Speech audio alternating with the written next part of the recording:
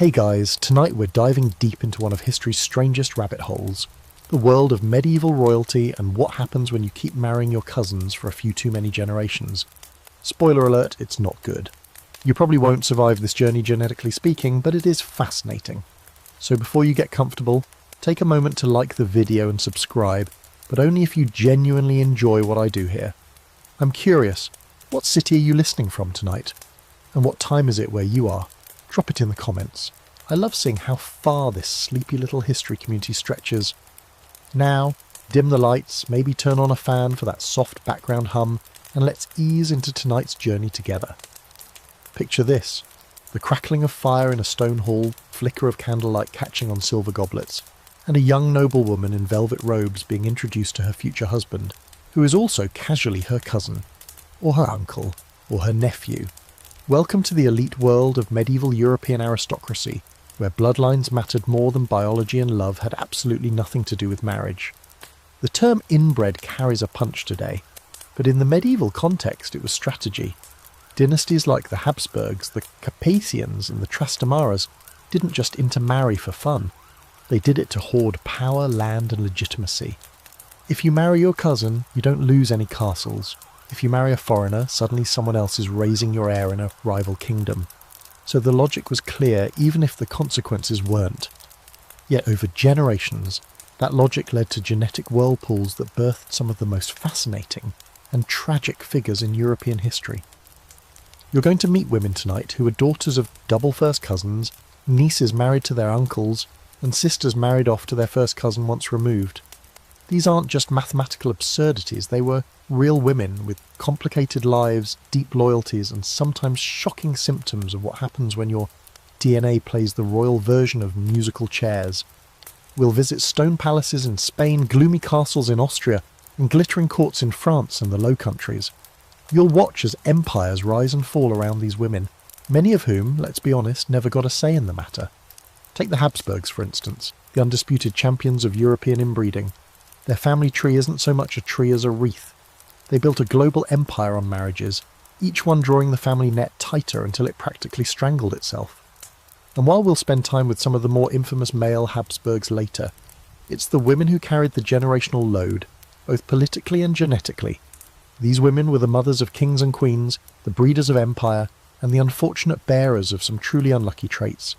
But it wasn't just the Habsburgs. The Capetians of France, the Trastamaras of Spain, and even the Plantagenets of England dipped their toes in the same shallow gene pool. The goal was always the same: consolidate claims, prevent civil war, and lock down dynastic legitimacy. But with that came feuds, forced marriages, and a trail of noble women who spent their lives navigating a world where family meant everything and meant way too much. What's wild is how obvious some of the side effects became over time: elongated jaws, fertility issues, recurring mental illness, stillbirths, and strangely shaped skulls pop up again and again in royal lineages, yet nobody seemed all that eager to change course. Even the church, which technically forbade incestuous marriages past a certain degree, made exceptions for royals. The Pope would often grant a dispensation, basically a holy permission slip for yet another cousin marriage, as long as it kept the peace. Here's the kicker: modern geneticists have actually studied some of these lineages and confirmed what those medieval matchmakers refused to see. Inbreeding coefficients, yes, that's a thing, are measurable, and several royal offspring had scores comparable to the children of sibling unions. One of the highest ever recorded, Charles II of Spain, whose tragic tale we'll save for the end. But spoiler, he couldn't chew food properly, couldn't walk without help, and likely had the mental development of a 5-year-old. And yes, he had a lot of aunts and uncles who were also his cousins. Of course, not every royal woman with a tangled ancestry suffered overtly. Some were brilliant rulers, effective diplomats, and adored queens. One of the fringe debates among historians today is just how much inbreeding actually influenced personality or mental stability. For example, was Joanna the Mad of Castile actually insane, or just caught in a brutal political trap where her erratic behaviour was exaggerated to keep her from ruling? Was her daughter's melancholy a symptom of family genetics or the result of a lifetime trapped between power and duty? This kind of question pops up a lot when you start pulling threads on these women's lives. How much was nature and how much was nurture? These women weren't just passive figures, They were queens, regents, and mothers shaping the future of empires. Some of them ruled directly, others ruled through their sons or husbands, and they all bore the burden of dynastic duty in a way their male counterparts didn't. A prince might go off to war or drink himself to death, but a princess was expected to marry whomever the crown required and produce heirs, no matter how many miscarriages, deformities, or depressions came along the way. In the next sections, we'll meet specific women whose stories exemplify this strange intersection of politics, genetics, and deeply personal struggle. You'll follow Isabella of Habsburg as her bloodline loops inward, Joanna of Castile as her sanity is questioned, and Eleanor of Portugal as she marries her own uncle to cement imperial power. Along the way, we'll sprinkle in facts you've never heard before, like which queen's jaw had to be redrawn in official portraits, or which princess was technically her husband's great-aunt. So buckle up, gently. The next few hours might just make you grateful for your boring, unroyal DNA.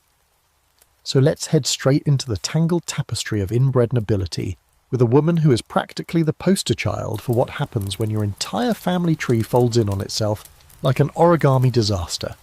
Isabella of Habsburg. If you've ever wondered what it's like to be the result of multiple generations of cousin marriages, well, meet Isabella.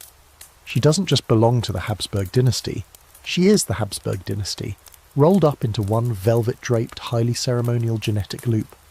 Born in 1501, Isabella was the daughter of Philip the Handsome and Joanna of Castile, aka Joanna the Mad, who we'll meet properly in the next section. For now, just note that Isabella's parents were both grandchildren of the same royal couple, John II of Aragon and Isabella I of Castile. That means Isabella's family tree was already bending awkwardly in on itself from the moment she cried her first baby cry in Brussels. And by the time she reached marrying age, around 13 because of course she did, her value wasn't about her smile or her charm, it was all about the blood, that Habsburg blood.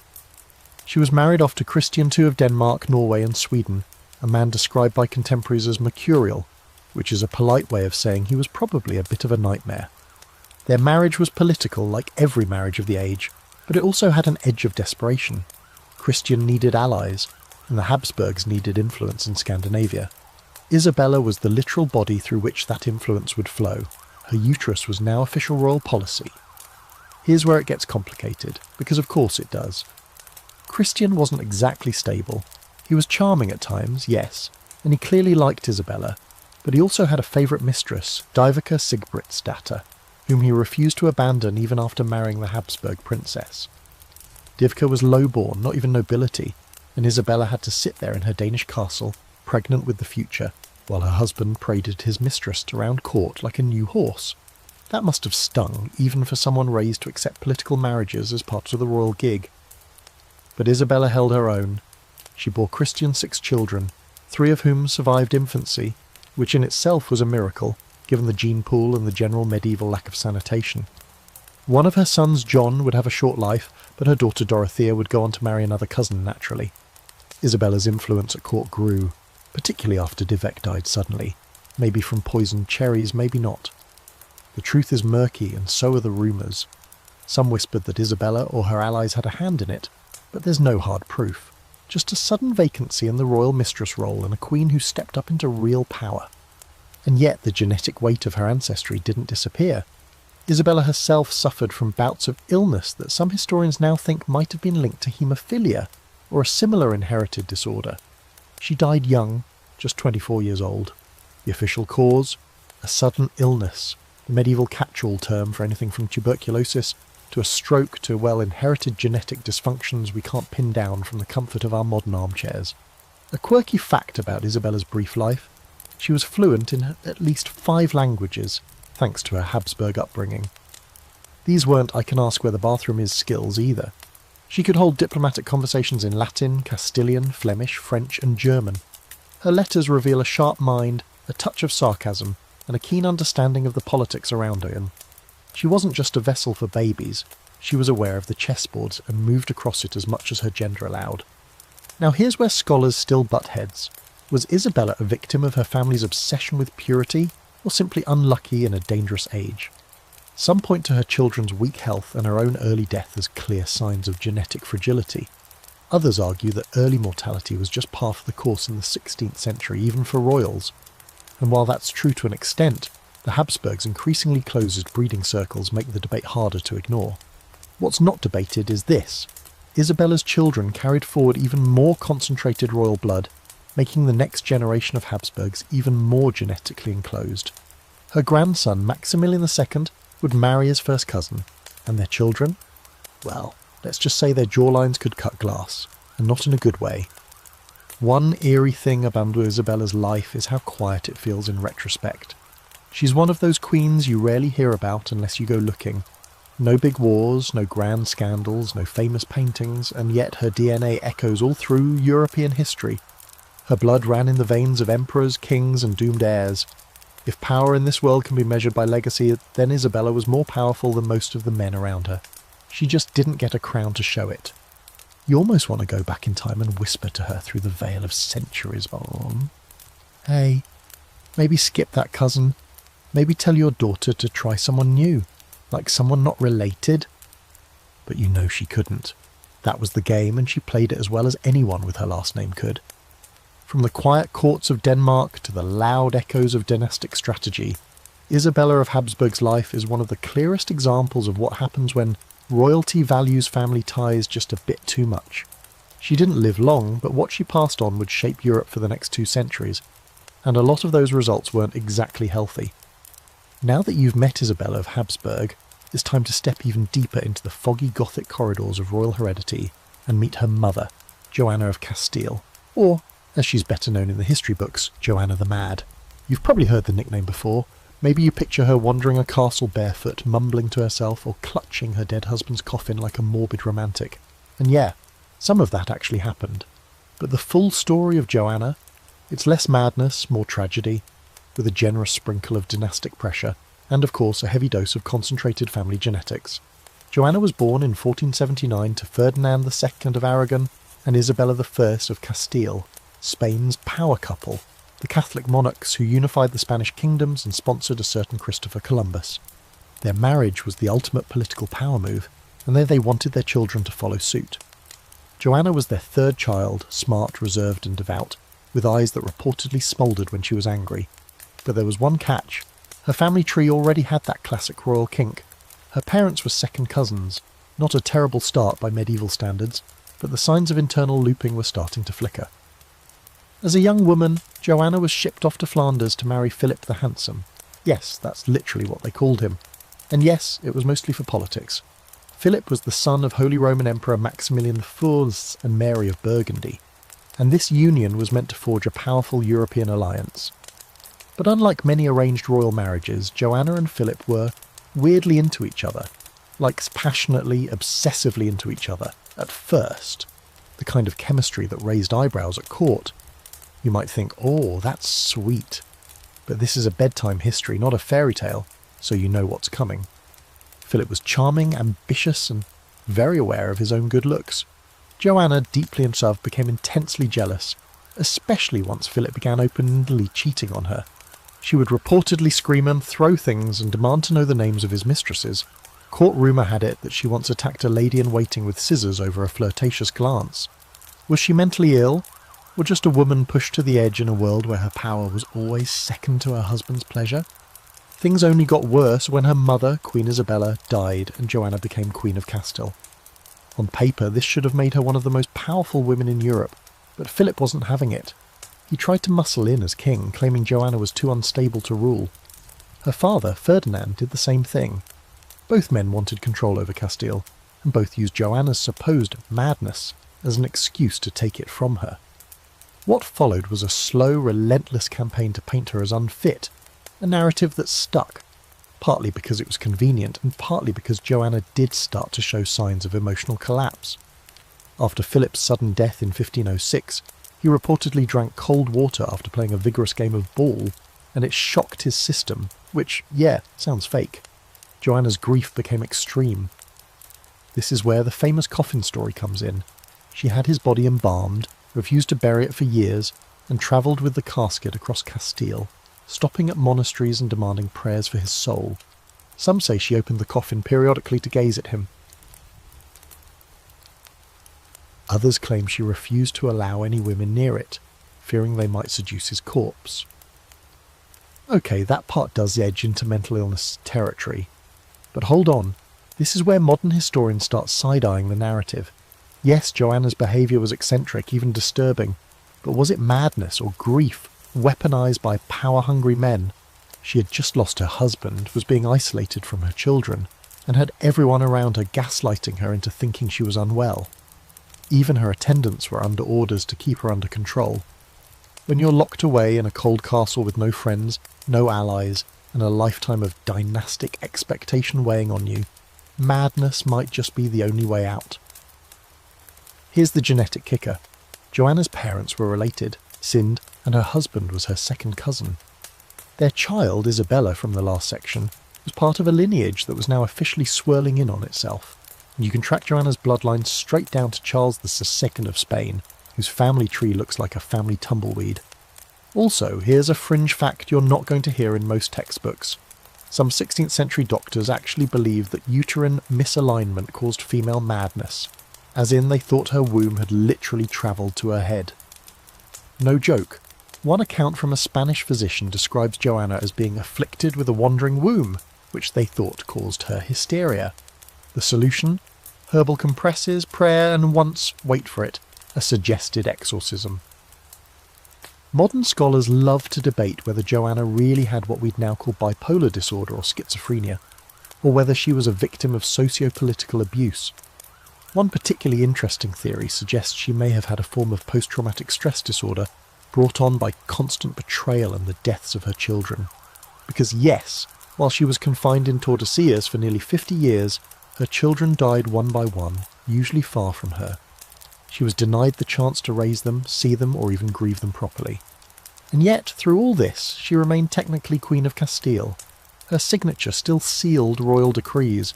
Her presence still mattered, if only as a figurehead. And the dynasty rolled on, through her blood and her heartbreak. So what's the takeaway here?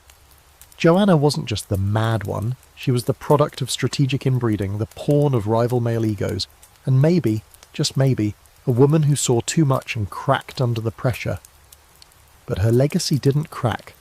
Her children would go on to shape Europe, and her story remains one of the most haunting examples of what happens when you mix too much royal blood with too little compassion. Next, we'll meet another woman from a royal bloodline tangled in its own reflection, Blanche of Castile, who finds herself caught in the push-pull of French and Spanish dynasties.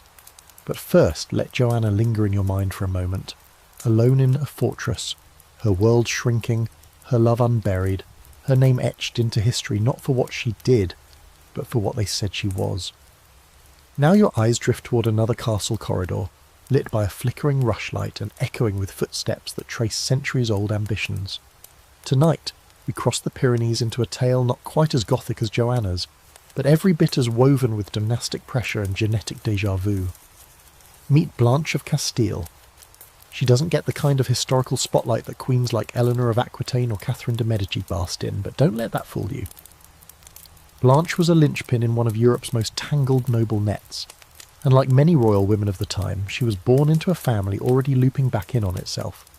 Blanche came into the world in 1188, the daughter of King Alfonso VIII of Castile and Eleanor of England. Yes, that Eleanor, daughter of Henry II and Eleanor of Aquitaine. That made Blanche a granddaughter of two powerful dynasties. Her blood was a potent blend of English Plantagenet ambition and Spanish Trastamara pride. It also meant her family tree had already begun its slow spiral, because the Castilian and French royal lines weren't shy about marrying cousins when it kept power close. At the age of 12, Blanche was sent off to France to marry Louis, the son of King Philip II. But hang on, she wasn't actually the original choice. The French had originally wanted her sister, Urraca, but when a last-minute switch-up happened, one that scholars still squint at with suspicion, Blanche was plucked instead. Why the change? Some say Urraca was too Spanish, or that Blanche simply had a better temperament. Others hint at something less flattering. Urraca may have shown signs of inherited instability, and the French crown didn't want to risk it. Whether that's true or just a smear campaign cloaked in diplomacy, we'll never know for sure. Blanche married Louis VIII of France in 1200 and quickly proved herself far more than a ceremonial wife. When Louis became king, she stepped up not just in courtly presence, but as a political force. And when he died in 1226, leaving their son Louis IX, later St. Louis, as a boy king of 12, Blanche didn't blink. She declared herself regent and ran France like a queen who'd been waiting a whole life for the chance. And she had. While other women were sewing tapestries and birthing heirs, Blanche was drafting treaties, intimidating barons, and keeping the fragile Capetian hold on France intact. But here's the part we're here for. Blanche's bloodline. She and Louis VIII were third cousins, close enough that the church had to grant a dispensation for the marriage. It wasn't exactly scandalous by the standards of the day, but it was part of a growing pattern of dynasties interweaving themselves so tightly that marriage options became less about finding a match and more about finding someone you weren't related to. And with Blanche, that issue just kept compounding. She had 13 children, though only a few survived to adulthood. Louis IX, of course, became a king and later a saint, but scholars have often pointed out that several of his siblings had health problems or died young. Common, yes, but statistically higher than normal even for the time. One theory suggests Blanche and Louis's shared Plantagenet ancestry may have carried some form of inherited immune weakness, though this remains speculative. Another quirky rumour, that Blanche was so obsessed with keeping her son pure that she discouraged him from sleeping with his wife. Some even whispered that she had an unnatural attachment to him, though that's probably more medieval gossip than reliable record. Still, it speaks to the way Blanche was viewed. Intense, commanding, and always just a bit unsettling. You don't get to rule as a woman in the 13th century without people throwing a little suspicion your way, especially if you're doing it successfully. And Blanche was successful. She not only held France together during her son's minority, but she later returned to regency when he left for crusade. For years, she governed with a stern hand and a sharp eye, navigating rebellions, famine, and papal politics with barely a stumble. But the toll on her family, and possibly her children's health, remained an undercurrent. One scholarly debate that's still alive today was Blanche herself subtly affected by the genetic tightrope her family walked. While there's no record of physical deformity or obvious illness, some letters suggest she suffered from extreme migraines and recurring melancholia, that lovely medieval catch-all that could mean depression, hormonal imbalance, or something passed along the family line like a well-polished heirloom. There's also a fascinating detail from her death in 1252. Reportedly, she collapsed on the way to a convent and lingered in pain for days, murmuring prayers and hallucinating visions of saints. Some modern readers interpret this as spiritual ecstasy. Others, less romantically, wonder if it was a stroke or hereditary neurological condition. Again, no definitive answers, just a woman's final days shrouded in mystery, much like her life. Here's a lesser-known fact. Blanche was one of the first French queens to actively sponsor universities. She supported the development of theology studies at the University of Paris and personally funded monastic libraries. So yeah, while she was wrangling rebellious nobles and managing her emotionally complicated son, she was also quietly helping launch the European intellectual renaissance. No big deal. You can almost imagine her today, ghosting through a candle-lit library in Rouen, muttering Latin aphorisms and glaring disapprovingly at anyone making noise. Not mad, not tragic, just tired, and probably still running things from beyond the grave. So while Blanche of Castile isn't the most inbred woman on our list, she represents an early example of how medieval power marriages began to fold back in on themselves, and how royal women, burdened with bloodlines and expectations, carved out their legacies anyway, sometimes with iron fists hidden beneath silken sleeves. Next, we'll travel to Portugal, where Eleanor of Portugal finds herself pulled into a family dynamic so twisted that her groom shares not just her family name, but her uncle's face. Hope you're ready for that one.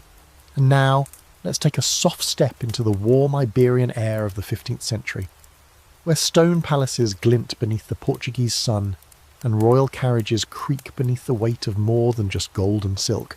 They carry dynastic expectations, ancient rivalries, and the kind of family ties that require both a wedding and a DNA test. Tonight's central figure, Eleanor of Portugal. If you're already cringing at the thought of an uncle becoming a husband, congratulations.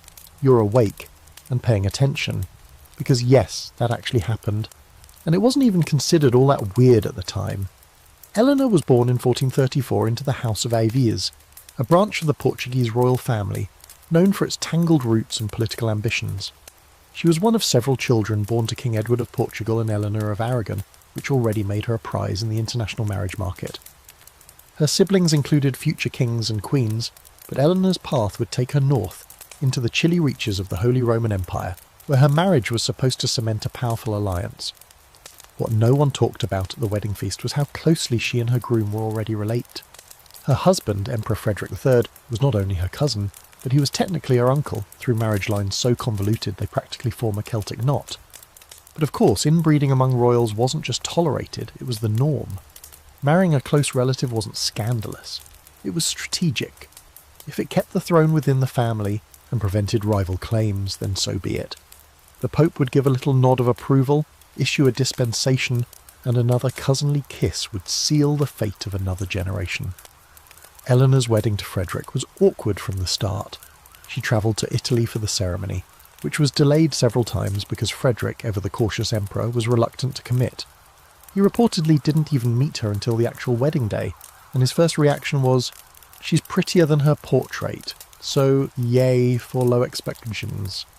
The wedding finally went through in 1452, and Eleanor became Holy Roman Empress, one of the most powerful titles in Christendom. But power doesn't guarantee happiness. Their marriage was strained. Eleanor, raised in the more relaxed and artistically rich courts of Portugal, found Frederick's court cold, rigid, and depressingly frugal. He was obsessed with bureaucracy and finances.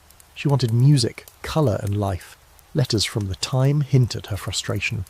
She reportedly once said that her husband would rather count coins than kiss his wife. Yikes. Meanwhile, Frederick found Eleanor too emotional, too passionate, how's this for irony, too foreign. Still, they did their dynastic duty and had 5 children, 3 of whom survived infancy. Among them was Maximilian I, who would go on to become Holy Roman Emperor and marry yet another cousin, solidifying the Habsburg rise to power. But Eleanor, she struggled. Her health began to deteriorate, possibly from the strain of pregnancies, long cold winters, and the slow suffocation of life with a man who treated her more like an economic advisor than a wife. Now, let's talk about the genetics. Eleanor and Frederick's shared bloodline was already layered with intermarriage. Both had ancestors from the Aragonese and Burgundian houses, and their union concentrated that blood further. The result? Their son Maximilian inherited the family jaw, the early hints of the legendary Habsburg jaw that would come to symbolise centuries of royal inbreeding. But that's just the visible sign. What historians whisper about more quietly is the mental health issues, miscarriages, and the faint echo of autoimmune disorders that crop up again and again in the family line. A quirky side note, Eleanor is one of the few medieval empresses whose voice survives in her own hand. Some of her letters to her brother, King Afonso V of Portugal, still exist. In them she vents about court life, the isolation she feels, and how much she misses home. There's something hauntingly modern about her complaints. She talks about not having anyone to confide in, about feeling like an outsider even in her own family, and about the cold halls of the imperial court that seem to suck the life out of her. If there's a ghost pacing through those stone corridors at Grals or Wiener Neustadt, it's probably Eleanor, still homesick and misunderstood. Here's where scholarly debate still flickers. Was Eleanor simply a mismatched wife trapped in a political alliance? Or was she experiencing the early toll of genetic accumulation? Her declining health has been attributed to everything from tuberculosis to depression, but some researchers suggest she may have inherited a form of porphyria, a blood disorder linked to noble lineages, and sometimes mistaken for madness or hysteria. There's no conclusive evidence, just hints in her letters and descriptions from court chroniclers about her pallor, sensitivity to light, and frequent fits of melancholy. She died young, just 32 years old. Officially it was illness, but most agree it was a long and painful slide into frailty, worsened by the years of emotional neglect and probably some good old-fashioned medieval medical malpractice. Frederick didn't even attend her funeral. He stayed behind, reportedly busy with court documents. That tells you everything, doesn't it? And yet Eleanor's legacy looms large. Her son Maximilian would go on to shape European history, expanding the Habsburg Empire and marrying his own relatives with relentless efficiency. Eleanor's blood would flow through the veins of emperors and queens, carrying with it both the strength of her Iberian heritage and the weaknesses of a gene pool that had been stirred far too little. What stands out most about Eleanor is the quiet sadness that threads through her life. She wasn't mad like Joanna. She wasn't iron-willed like Blanche. She was soft-edged, romantic, and ultimately too human for the cold machinery of imperial politics. But she played her part. She gave birth to the next dynasty, and that for a royal woman of her time was the highest and most unforgiving form of success. Next, we'll meet Margaret of Austria, Eleanor's granddaughter, and one of the sharpest political minds of her day. Raised in a family so genetically compact that holiday dinners probably required a family tree cheat sheet just to figure out who to kiss on the cheek. Now imagine this. You're a young girl born into a labyrinth of castles, cousins and kings, and before you've even lost your baby teeth, you're already being discussed like a valuable chess piece. That was Margaret of Austria. And yes, she's technically the granddaughter of Eleanor of Portugal, but by this point the Habsburg family line has twisted itself into such tight knots that even the family dog might have qualified for a noble title. Margaret grew up in the very eye of this dynastic storm, trained to smile, curtsy and marry strategically. But what makes her stand out in this parade of inbred nobility is that she didn't just survive the system, she mastered it. Born in 1480 in Brussels, Margaret was the daughter of Maximilian I, the Holy Roman Emperor and son of, you guessed it, Frederick and Eleanor. Her mother, Mary of Burgundy, died young after falling off a horse, which left Margaret motherless by age 2. Right out of the cradle, she was seen not as a grieving child, but as a dynastic prize. Her father immediately betrothed her to the French Dauphin Charles, who was barely older than her and would later become King Charles VIII. At the ripe old age of 3, Margaret was shipped off to the French court to be raised as the future Queen of France. As far as political gambits go, it was classic Habsburg. Start young, lock in alliances early, and hope nobody dies in the meantime. But things didn't go according to plan. When Charles reached marrying age, he ditched Margaret and instead married Anne of Brittany, a major territorial win, but a total slap in the face to the girl who had grown up in his palace. Margaret, still a teenager, was unceremoniously returned to her father, heartbroken and politically bruised. If she cried on the way home, no one wrote it down, but from this point on she started building a different kind of power. She was married off again, this time to John of Castile, heir to the Spanish throne. Yes, that same Spanish royal line that came from her own tangled ancestry. Once again, the genes looped together, like tangled Christmas lights.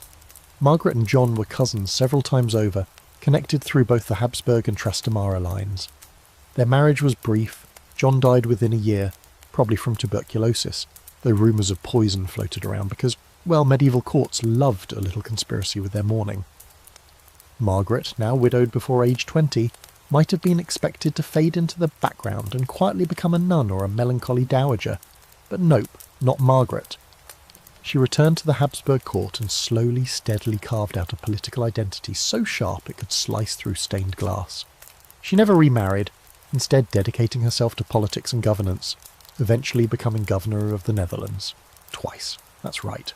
A royal woman governing a powerful economic hub while maintaining diplomatic relations with France, Spain and England. And she did it all while wearing gowns so stiff with embroidery they could stand on their own. Now, let's not forget the inbreeding elephant in the room. Margaret's entire family was deep into cousin territory. Her father, Maximilian I, had married his cousin. Her brother, Philip the Handsome, would marry Joanna of Castile, who was also their cousin. Margaret herself had married her cousin. The Habsburg family tree by this point resembled a Mobius strip, and you can start to see the effects. Her brother Philip died young of fever, and his son Charles V would inherit so much consolidated genetic baggage that his chin could be spotted from orbit. But Margaret, she didn't seem to suffer physically from the family's favoured marital policies. She was sharp, healthy for most of her life, and politically astute. Some historians point to her as a rare example of a Habsburg woman who defied the decline. Still, her life wasn't untouched by the consequences. As guardian of her niece and nephew, Charles V and his siblings, she was intimately aware of the psychological and physical toll the family bloodlines were starting to take. One of her nieces, Eleanor of Austria, would go on to marry yet another cousin. Another, Catherine, would marry King John III of Portugal, her double first cousin. Margaret arranged many of these marriages herself, fully aware of the genetics involved, but also boxed in by political necessity. A quirky fact, Margaret had a pet monkey named Barb and was famously fond of her collection of books, tapestries and art. She was also an avid letter writer. Her correspondence with her cousin, the famed humanist Erasmus, reveals a woman of intelligence, wit and occasional dry sarcasm. In one letter, she describes a courtier as having the charm of a leaky wine barrel, which frankly should be embroidered on a pillow. Scholars still debate just how powerful Margaret really was. Some say she was merely a figurehead, executing the plans of her male relatives. Others argue she was the puppet master, subtly influencing the direction of Habsburg Europe from behind the Velvet Curtain. There's evidence for both. What's certain is that kings wrote to her for advice, ambassadors reported to her, and her policies kept the Netherlands relatively stable during years of upheaval. Not bad for someone who'd been used like a pawn in 2 failed marriages before her 20th birthday. Margaret died in 1530 at age 50 from complications after stepping on a nail, proving that not even imperial savvy can save you from tetanus. But her death was deeply mourned. Even Erasmus wrote in grief, saying that Europe had lost one of its finest minds, not one of its finest women, mind you, its finest minds. High praise from a Renaissance intellectual. In the end, Margaret of Austria stands as a sharp contrast to so many of the tragic, wilting flowers that populate royal family trees. She may have been born from the same inbred tangle, but she bloomed on her own terms. She arranged the very marriages that would further twist her family's genetic fabric, yes, but not out of cruelty or blindness. She was playing the only game allowed to her, and she played it better than most. Next, we'll head into England to meet one of Margaret's future sisters-in-law by marriage, Catherine of Aragon. Another princess of Castile, another victim of the cousins' stacking, and the woman who would eventually face off with Henry VIII in a marital battle for the ages. You hear the clink of golden goblets, the rustle of silk skirts, the echo of Latin prayers drifting through a stone chapel lit by thin beams of morning light. You're in England now. Early 16th century, just before everything goes off the rails, and at the centre of this poised, polished moment is a young woman with a serene smile and a bloodline more knotted than a sailor's test. Catherine of Aragon. You probably know her as Henry VIII's first wife, the one he dumped for Anne Boleyn, sparking his religious firestorm and beheading spree. But before all that drama, Catherine had already lived a life that reads like a dynastic instruction manual titled How to Marry Your Cousins and Lose Everything. Anyway, Catherine was born in 1485, the youngest daughter of Ferdinand of Aragon and Isabella I of Castile, the same power couple we met earlier when Joanna the Mad was crying into her embroidery. Catherine was the afterthought baby, born right around the time Spain was finishing up its Reconquista and evicting the last Muslim rulers from Granada. So she entered the world at a triumphant, bloody moment, her parents now the united Catholic monarchs, their children purebred dynastic gold. Now, let's take a peek at that family tree, shall we? Her parents were second cousins, part of the Trastamara dynasty that had already been intermarrying with each other, and with various branches of French, Portuguese and Burgundian nobility. That meant Catherine had Habsburg blood on both sides, as well as Plantagenet blood through earlier generations. Her double cousin status wasn't some weird exception, it was practically a feature. In fact, Catherine was pre-packaged for royal marriage. Bilingual, pious, educated, and genetically engineered to match up with every major ruling house in Europe. At just 3 years old, she was promised to Arthur, Prince of Wales, son of Henry VII of England. By age 15, she was shipped off to a cold Tudor court with her dowry, her ladies-in-waiting, and more Spanish lace than an entire convent. The wedding happened in 1501, a grand ceremony that was equal parts diplomatic showcase and political insurance. Arthur was the future king, and Catherine, his Spanish bride, was expected to sew Spain and England together at the hip. A few days after the wedding, they were reportedly sent to bed with enough ceremony to fill a novel. The court watched them climb into bed together, then left the couple alone to begin what everyone assumed would be a long and fertile partnership. And then Arthur died. 5 months into the marriage, he was gone, possibly from the sweating sickness, possibly tuberculosis. Suddenly the grand plan unravelled. Catherine was left stranded in England, her dowry only partially paid, her future unclear, and her virginity under suspicious review. You see, whether or not she and Arthur had actually consummated their marriage would become the hottest theological debate in Europe 2 decades later, but at the time it was just humiliating. Still, the dynastic wheels kept turning. Within a year, Henry VII proposed a new plan. Catherine would marry Arthur's younger brother, Henry, who would one day become that Henry. There was one little problem: marrying your dead husband's brother against church law. No big deal though, because Catherine swore up and down the marriage was never consummated, and Pope Julius II granted a papal dispensation. The wedding wouldn't happen until 1509, after Henry VII died, and young, athletic golden boy Henry VIII ascended the throne. And for a while it seemed like everything was going to be fine. Catherine was Queen of England, adored by the people, fluent in Latin, devoted to religion, and often more politically savvy than her husband. She even served as regent while Henry was off playing soldier in France, and managed to pull off a stunning victory against the Scots at the Battle of Flodden. But beneath the pearls and courtly dances, the dynasty's foundation was already cracking. Catherine's pregnancies were a tragedy in slow motion. She was pregnant at least 6 times. Only one child, Mary, survived. The rest, boys and girls, were still born, died shortly after birth or miscarried. The pressure was immense and everyone wanted a male heir. Henry, once smitten, grew bitter and paranoid. The court started whispering. Was the Queen cursed? Was God punishing them for the technically incestuous marriage? And here's where the genetics rear their well-documented, scientifically recognised head.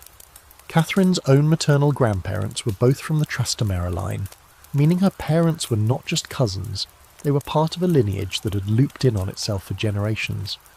Some researchers today believe that the repeated infant deaths may have stemmed from a genetic incompatibility between her and Henry, a hypothesis that involves what's called Kell alloimmunization. If true, it would mean Catherine carried a blood antigen that caused her body to attack fetal red blood cells after the first successful pregnancy. A cruel twist of biology passed down from centuries of noble cousin matching. But back then no one could name it. They just saw failure, and failure in a queen always ends badly. By 1525, Henry had fixated on Anne Boleyn. Catherine was pushed aside, stripped of her titles and confined. She refused to agree to an annulment, insisting she was Henry's lawful wife and queen. This wasn't just personal, it was spiritual. Catherine believed, to the bitter end, that her marriage had been holy, her role ordained by God, and her daughter Mary the rightful heir. Her refusal sparked the English Reformation. Henry broke from the Catholic Church, dissolved the monasteries, and launched a religious war that would split England for generations, all because one queen wouldn't lie about a marriage she'd been forced into at 15. A quirky fact about Catherine: she was a total bookworm. Fluent in Latin and Spanish, she often translated religious texts and was a known patron of humanist scholars. Erasmus of Rotterdam, yes, that Erasmus, once praised her intellect. And when she was confined at Kimbolton Castle in her final years, she reportedly spent her days in prayer, embroidery and letter writing. Her last letter to Henry addressed him not as a tyrant or betrayer, but as my most dear lord and husband, which, yeah, that's either devotion on a saintly level or the final note in a lifetime of royal gaslighting. Scholars still argue whether Catherine's miscarriages were purely bad luck or symptoms of deeper genetic issues, but what's undeniable is how her life, like so many royal women, was shaped and ultimately shattered by a family tree too bent to stand straight. She was the product of dynasties that believed in the divine right of kings and the divine necessity of cousins, and in the end, all that purity of blood couldn't save her. Next we'll meet Isabella of Portugal, Catherine's niece and the empress who married her own double first cousin, producing a son whose chin and destiny would both go down in history. You find yourself now in a golden sunlit hall in Toledo, somewhere between the glow of power and the Sonnenblumen and the long shadow of legacy. Tapestries rustle in a breeze that smells faintly of incense and dried roses. At the head of this hall stands a woman draped in regal silence, Isabella of Portugal. If Catherine of Aragon had the stubborn defiance of a queen wronged, Isabella has the heavy poise of one born knowing exactly what's expected and exactly how it's going to hurt. Because Isabella didn't just marry a cousin, she married her double first cousin. That's a genetic term, yes, and a very real nightmare, especially when you're carrying the weight of 2 dynasties on your spine and producing an heir becomes the one job you're not allowed to mess up. Let's pull apart that relationship for a moment. Isabella's father was King Manuel of Fierces of Portugal. Her mother was Maria of Aragon, the sister of Catherine of Aragon. So Isabella was a product of both the Aviz line of Portugal and the Trastamara line of Spain. 2 royal houses already deeply entangled through years of intermarriage. When she married Charles V, Holy Roman Emperor and King of Spain, the bloodline loop sealed tight. Charles wasn't just her cousin once over, he was her cousin twice from both sides of the family. You could practically hear their chromosomes groan when they exchanged vows. But in true imperial fashion, the marriage was pitched as a triumph. Charles V was the most powerful monarch in Europe at the time, ruling over not just Spain but huge swathes of Italy, Germany, the Low Countries and the Americas. And Isabella? She was the purest blood match available. Their wedding in 1526 was grand, even by Habsburg standards. Dancing, music, elaborate feasting, and political congratulations disguised as poetry. Historians have noted that Charles genuinely loved Isabella. In fact, he was unusually faithful by royal standards. He even missed her when he went off on his frequent imperial errands, which, let's be honest, is more than most kings of the period could say. Still, love doesn't undo DNA. Isabella and Charles had 7 children, but only 3 survived to adulthood. Among those was Philip II of Spain. Yes, the gloomy Catholic king who later married Mary Tudor and went on to make England very nervous. Philip would inherit not just his father's empire, but his mother's deeply saturated royal blood. And, as with so many dynastic lineages, it showed. But more on that soon. Isabella herself was described as intelligent, composed, and deeply pious. She was fluent in Latin and took her role as empress seriously. While Charles was away fighting Protestants or reorganising his vast empire, Isabella served as regent in Spain, overseeing trade, taxes, military provisioning and all the other joys of early modern bureaucracy.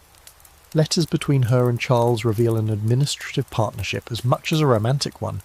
She wrote about provincial uprisings, grain prices, and the latest news from the Americas, with all the precision of a modern chief of staff.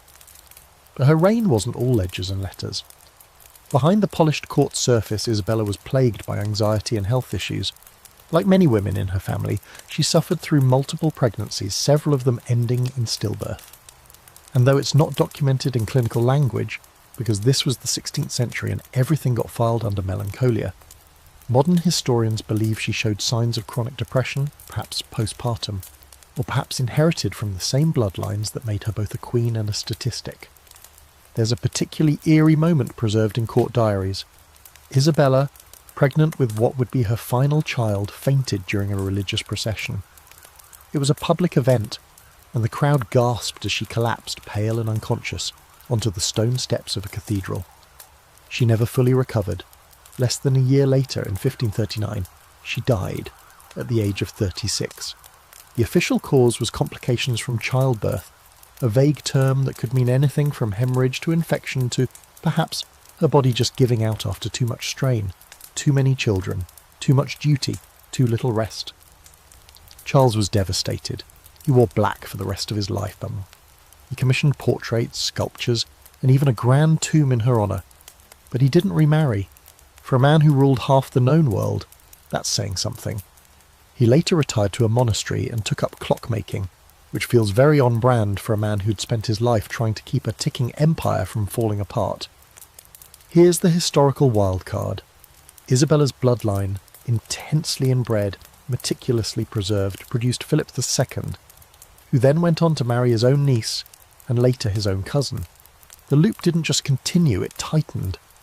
One scholar referred to Isabella and Charles's marriage as the turning point from strategy to surrender. From that moment on, the Habsburgs were no longer just intermarrying to strengthen alliances. They were doing it because there were hardly any outsiders left who matched their standards of royal purity. Now here's the quirky twist. Despite the increasingly fragile bodies coming out of this genetic funnel, the Habsburgs kept winning. Empires expanded. Gold flowed from the Americas. Enemies were crushed. There's a strange tension in Isabella's story between this visible triumph and invisible decline. Between a court gilded with silver thread and a body breaking down from too much repetition in the gene code. Was Isabella aware of the danger? Probably not in the way we'd think about it today. Her letters mention illness, stillbirths, headaches, but never genetics. That wasn't a concept yet. The idea that marrying your cousin might doom your children to physical or mental frailty wouldn't enter common discourse until centuries later. And even then, royals would ignore it. But the signs were there, in the haunted eyes of her surviving son, in the funerals she attended for infants who never drew breath, in the silence that followed her own death, as the Spanish court wrapped itself in black and the empire she helped hold together quietly creaked under its own weight. Isabella of Portugal is often overshadowed by louder names: Catherine, Anne, Mary, even Charles. but her story is one of the clearest lenses through which you can view the cost of dynastic ambition. She was everything a queen was supposed to be: noble, obedient, fertile, and ultimately gone too soon. Next, we shift focus north, where Margaret's legacy continues in the Low Countries, and a duchess named Marie of Burgundy tries to escape the trap. But the family tree has other plans. The light shifts now, grows cooler, softer, as we drift north from the sun-scorched courts of Iberia to the lush, damp pastures of Burgundy, where silk banners flap in a colder breeze, and the halls are more Dutch than Spanish, more Flemish than Castilian. You find yourself in the Burgundian Netherlands, that rich, glittering corner of Europe that always seemed to lie just outside the reach of stability. And in the middle of it all, wrapped in furs and political anxiety, stands Marie of Burgundy. If you're hoping for a moment of calm in our parade of inbred royalty, well, not tonight. Marie is another noblewoman tangled in the Habsburg web, and though she tries to claw her way out, fate and family have other plans. Marie was born in 1457, the only child of Charles the Bold, Duke of Burgundy, and Isabella of Bourbon. Now, her mother was the daughter of a Bourbon prince and a Valois princess, meaning Marie's family tree had already been bending in on itself like a drunk trying to tie a necktie. Charles the Bold wanted a son, of course he did, but when Marie arrived he immediately began preparing her to rule, and not just symbolically. He raised her to read treaties, interpret military reports, and conduct court rituals with the weight of a sovereign. That was all well and good until he died suddenly in battle at Nancy in 1477, leaving 19-year-old Marie as ruler of one of the richest territories in Europe and unmarried. Cue the political feeding frenzy. France, always circling Burgundy like a hungry wolf, moved fast. King Louis XI wanted Marie to marry his son and take Burgundy with her into French hands. The Low Countries weren't having it. They preferred the Habsburgs. Yes, those charming overlords of cousin marriages and imperial ambition. So the Burgundian nobles made their move. They offered Marie's hand to Maximilian of Austria, son of Emperor Frederick III. And yes, if that name sounds familiar, it should. That's the same Maximilian who was the son of Eleanor of Portugal and Frederick III, meaning, you guessed it, another round of cousin knots just got added to the pile. Marie, to her credit, wasn't all that thrilled about the idea. She'd been educated to rule, not just to serve. She reportedly delayed the marriage negotiations, insisting on favourable terms. And in a rare medieval flex, she also issued the Great Privilege, a document that gave significant power to the local provinces in exchange for their support. That wasn't just politics, it was rebellion against the centralised royal control that her suitors, especially the French and Habsburgs, preferred. But in the end, the dynastic machine won. She married Maximilian in 1477, and with that marriage, the Habsburgs inherited the entire Burgundian inheritance, a prize that would define European politics for the next century. Now here's the part where the gene pool starts bubbling ominously. Marie and Maximilian were distant cousins, connected through generations of Valois and Habsburg unions. Their children, therefore, were a perfect blend of French, Burgundian, Austrian and Iberian royal blood, none of which had ever spent much time outside the family circle. Their son, Philip the Handsome, would later marry Joanna the Mad of Castile, which we've already covered in all its emotionally volatile glory. So yes, Marie of Burgundy is technically the great-grandmother of Charles V and one of the key contributors to the now infamous Habsburg jaw. But Marie didn't live long enough to see what her bloodline would become. She died in 1482, just 5 years after her wedding, in a tragic horse-riding accident. She was out hunting, a proper noble pastime, when her horse slipped on the muddy road and fell on top of her.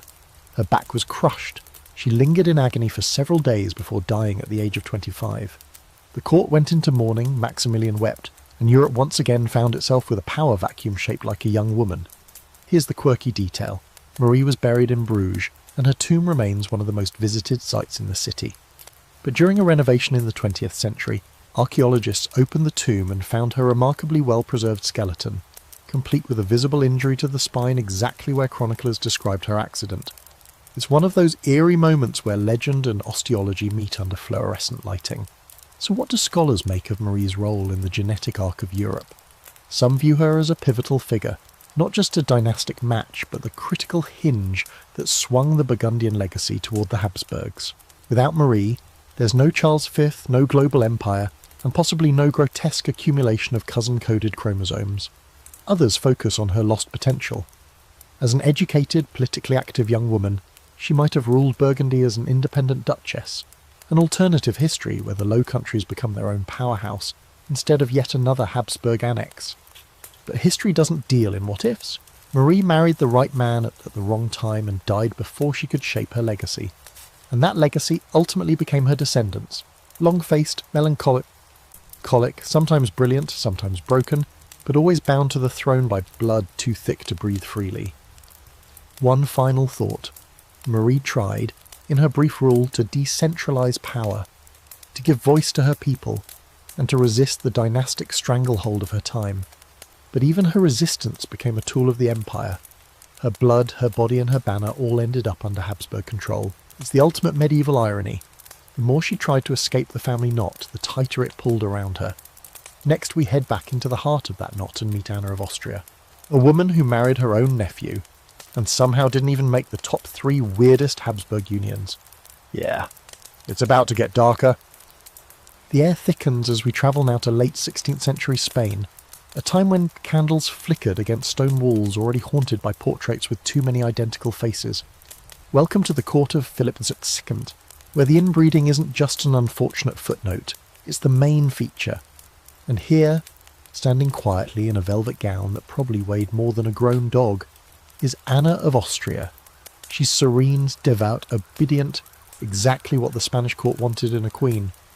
But behind that placid mask is a truth so twisted you could use it as a puzzle in a genetics class. Because Anna didn't just marry her cousin, she married her uncle, her actual biological uncle. That's right, she was 17, he was her mother's brother, and their shared genes could have won a family reunion bingo game in one turn. Anna of Austria was born in 1549, daughter of Maximilian II, Holy Roman Emperor, and Maria of Spain. Maria, in turn, was the sister of Philip making Anna both his niece and, thanks to the Habsburgs' ongoing commitment to the family circle, already his cousin through multiple other lines. If you're trying to keep track, just imagine their family tree as a plate of spaghetti, where every noodle touches every other noodle, and someone spilled holy oil on it. At the time of their engagement, Philip II was already on his 4th marriage attempt. His first wife was Maria Manuela of Portugal, his double first cousin. Then came Mary I of England, also his cousin. Then Elizabeth of Valois, again a cousin. And now his teenage niece Anna. By this point the Habsburgs had stopped bothering to look outside the family. They'd seen what happened when bloodlines got too mixed. Claims weakened, borders blurred, alliances frayed. Better to just keep it in the family, even if that family was starting to look like a set of nesting dolls with the same face. Their marriage took place in 1570. Philip was 43, Anna was 17.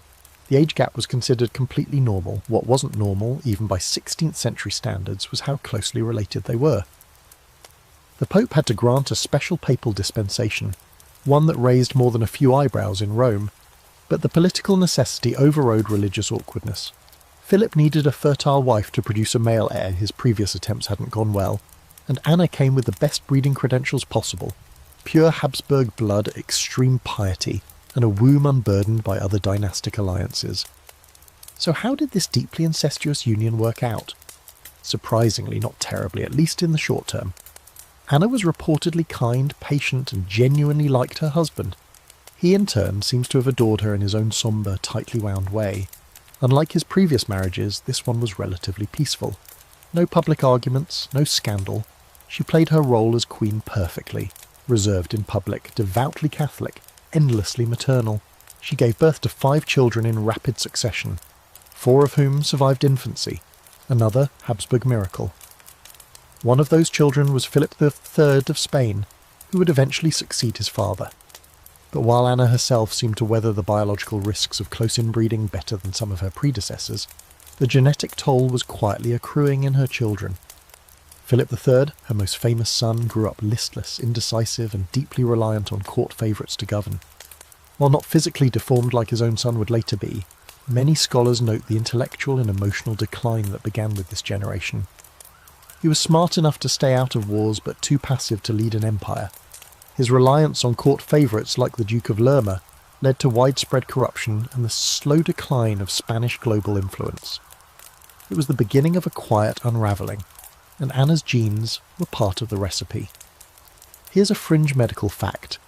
Some researchers believe that the accumulation of recessive genes from repeated uncle-niece marriages in the Habsburg line contributed to something called mandibular prognathism, aka the infamous Habsburg jaw. Anna's children showed early signs of this condition, but it would fully blossom in her grandson Charles II, whose jaw was so oversized he couldn't chew food properly. That's where we're heading. For Anna, she was still in the early stages of the Habsburg decline, symptoms beginning to appear, but not yet catastrophic. She died in 1580, just shy of her 31st birthday. The cause? Complications from childbirth, which, given the rate at which she was expected to produce heirs, is hardly surprising. Philip was devastated. For a man so emotionally buttoned up, his grief was palpable. He reportedly locked himself away for weeks, wore mourning clothes for the rest of his life, and never remarried. Some even say he kept her portrait beside him at all times, whispering prayers into the canvas. A tragically romantic detail, or a sign that the man had finally realised what his dynasty had cost him. A quirky footnote. Anna was obsessed with relics and holy tokens. She collected saints' bones, fragments of robes, and splinters of what was supposedly the true cross. Her private chapel looked less like a royal sanctuary, and more like a medieval medical museum. Was it a symptom of her devout upbringing, or maybe just a coping mechanism for a life that required daily denial of personal choice? Historians today still debate whether Anna knew the full scope of her genetic connection to Philip when she married him. It's hard to believe she didn't. But then again, in her world, marrying your uncle wasn't scandalous. It was practical. It meant staying within the Habsburg brand, keeping outsiders out, and in ensuring the purity of the royal line. A purity that came at the cost of physical health, mental acuity, and, for many women like Anna, their lives. She wasn't flamboyant or rebellious or particularly outspoken, but Anna of Austria might just be the most quietly dangerous woman in this entire dynasty. Because from her womb came a generation that looked perfect on paper and hollow beneath the surface. Next up we meet Juana of Austria, Anna's sister-in-law and one of the rare royal women who actually ruled in her own name. But even she couldn't outrun the family's shadow, or its genes. You wake up now in a Spanish court wrapped in sombre elegance, black silks, ivory beads, and incense-soaked corridors where politics and piety dance in practiced silence. Here walks Juana of Austria, tall, composed and brilliant. She glides through the halls like someone raised not only among royalty but as royalty, the kind of woman who bows to no one unless the optics require it. Unlike many of her predecessors, Juana isn't just another dynastic pawn shuffled into marriage and early death. She's something rarer, a Habsburg woman trusted to rule. But don't let that fool you into thinking she escaped the family curse. Her pedigree is as pure and as twisted as a pretzel dipped in holy water. Born in 1535, Juana was the daughter of Charles V and Isabella of Portugal. Yes, those two, the double first cousins from Section 8. So right from birth, her bloodline was tighter than a sealed tomb. But physically, Juana seemed to dodge the worst of the Habsburg deformities. No jawbone you could hang a curtain rod from, no reported limp, no debilitating disease. Instead, she inherited her father's cool intellect and her mother's quiet strength. That said, when both your parents are from the same set of grandparents twice over, you don't exactly get a clean slate. You get a loaded dice roll. Her childhood was cloaked in velvet and protocol. She was raised alongside her brother, Philip II, and a rotating cast of aunts, tutors and religious advisors who filled her head with languages, theology and statecraft. She spoke Latin, French and Castilian fluently by her teens and could hold her own in debates with bishops. Erasmus, if he'd still been alive, would have given her a slow clap. Now here's where her story veers off the usual track. At just 17, Juana was married to Prince João Manuel of Portugal, her first cousin. Not just your run-of-the-mill cousin either. This was a solid intermarriage between two dynasties that had already been trading genes like medieval Pokemon cards. João's health wasn't great. He had that ghostly glow you only get from generations of not-so-genetic diversity. And sure enough, less than 2 years into the marriage, he died of what's generally believed to be tuberculosis, or some other inbred immunity failure. Juana was left a widow at 19, but wait, it gets better. She was also pregnant. The child, a boy, was born shortly after João's death and named Sebastian.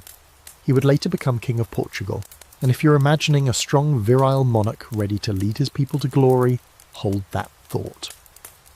Sebastian was raised by priests, grew obsessed with crusading, and died in North Africa at 24, launching a succession crisis that would hand Portugal to Spain. But let's not get ahead of ourselves. Back to Juana. After her husband's death, the Portuguese court wanted her to stay and raise the new heir. Juana said absolutely not. She returned to Spain, without her son, mind you, and resumed life at her brother's court. And here's where she pulls off the Habsburg equivalent of a power move.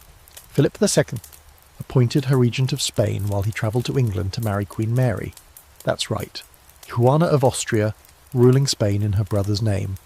Not as a placeholder, not as a puppet. She governed for several years, overseeing finance, military matters, and diplomacy with the same authority a king would wield. And she did it with grace and very few public missteps. This was nearly unprecedented. Medieval and Renaissance courts were not exactly feminist havens. But Juana defied the norms. Even as she operated within a system built to exclude her, she knew how to speak its language, how to use its symbols, and when to stand absolutely still and let others collapse under their own weight. Of course, no Habsburg woman gets a totally clean ride. After her regency, Juana retired to a convent in Madrid, not out of a sudden fit of piety, but by her own calculated choice. She became a nun, yes, but also the convent's founder and spiritual director. The convent of Las Descalzas Reales, still standing today, was her kingdom in miniature, filled with art, relics, and silent power. She never remarried. Maybe she couldn't. Maybe she didn't want to. Scholars still debate whether her retreat to religious life was genuine devotion or a socially acceptable way to avoid becoming another pawn in the dynastic marriage game. Now, let's talk about her son again. Sebastian grew up in Portugal under his grandmother's care and a battalion of Jesuit tutors. Reports from his youth suggest he was pious, stiff, and disturbingly single-minded. No marriage, no heirs, just endless sermons about war and purity. When he finally launched his disastrous campaign into Morocco, many suspected he was trying to live out the holy war fantasies fed to him in childhood. He died in battle, his body never recovered. Portugal spiralled into political chaos, and the Spanish crown under Juana's brother Philip II claimed it. Juana never saw her son again after she left Portugal. She never returned for him. Whether that haunts her, we'll never know. Here's your quirky historical footnote. Juana had a reputation for never raising her voice. In a court filled with loud men shouting about lineage and honour, Juana whispered and got her way. There's an anecdote, possibly apocryphal, that during a tense council meeting she silenced a room of bickering ministers with a single raised eyebrow. That's the kind of queen energy we can all aspire to. So what's the scholarly debate around Juana? Some argue she was the last clean Habsburg, a woman who somehow avoided the worst physical and mental effects of inbreeding. Others think her health was the exception that proved the rule, a statistical blip in an otherwise steady decline. A few point to her decision to separate from her child and say she was cold, detached. Others see it as strategic genius, avoiding Portuguese court politics and securing her own power base. What's certain is that Juana of Austria was one of the most capable women of her dynasty, possibly of her entire century. But even she couldn't stop what was coming. Her genes, passed down through Sebastian, would play their part in ending Portugal's independence. And the careful dynastic legacy she helped maintain, it would become the very thing that unravelled it all. Next up, we enter the Spanish Netherlands to meet Isabella Clara Eugenia, the Habsburg princess who ruled with clarity and charisma and still carried the same tightly wound DNA spiral in every cell of her being. You find yourself now in the echoing corridors of a palace in the Spanish Netherlands, where the scent of beeswax, incense and northern chill lingers in the stone. The tapestries are thick, the windows tall and solemn, and in the centre of it all is a woman dressed in black velvet, her hair tucked beneath a lace veil, her face composed like a carved cameo. This is Isabella Clara Eugenia, daughter of Philip VI and Anna of Austria, product of uncle-niece marriage, great-granddaughter of double first cousins, and one of the last truly functional members of a dynasty straining under the weight of its own blood. Born in 1566, Isabella was, genetically speaking, already a miracle for being relatively healthy. Her parents, as you'll recall, were so closely related that they probably shared more DNA than any married couple should. even by medieval standards. And yet here came Isabella, intelligent, steady and eerily competent. She was raised in the heart of the Spanish court, fluent in Latin, French and Italian, by the time most children were still struggling with prayers. Her education was serious: rhetoric, theology, diplomacy. She wasn't being trained to be a consort. She was being trained to rule. At first, her future seemed to rest on the marital merry-go-round. Several possible suitors were dangled, including no less than the ageing widower King James VI of Scotland, and, briefly, hilariously, Emperor Rudolph II, who was also her cousin and arguably already unravelling mentally when the proposal was floated. But her father, Philip II, kept stalling. He was deeply attached to Isabella, and there are strong hints that he simply couldn't bear to give her away. She remained unmarried until she was over 30, which, in royal terms, was practically a nun's age. It wasn't until Philip needed to stabilise the fracturing Netherlands that he made his move. In 1598, Philip did something radical. He granted Isabella and her new husband, Archduke Albert of Austria, joint sovereignty over the Spanish Netherlands. That's right, he gave her an actual throne, not a decorative title, not a temporary regency, real power, with real autonomy. The catch? Albert was also her cousin, of course, and their marriage was arranged more for political optics than romance. But as royal marriages go, theirs was weirdly successful.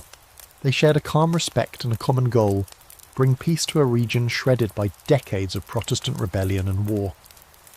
Isabella arrived in the Low Countries like a small royal storm cloud, dressed in black, flanked by advisors, and carrying the quiet authority of someone who had spent a lifetime watching her father crush heretics and govern an empire.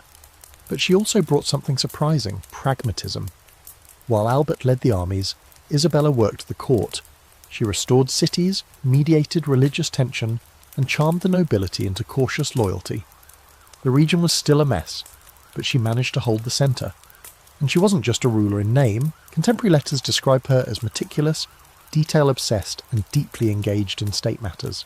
She would rise before dawn, attend mass, and then spend the rest of the day dictating correspondence, reviewing finances, and receiving ambassadors. One account describes her personally correcting a shipment of wool tariffs, while a priest nervously tried to get her to stop working and pray. Later, she reportedly said, the flock must be fed.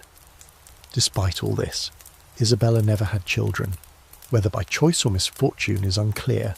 Some speculate that Albert, her cousin husband, may have been infertile due to their mutual family inbreeding.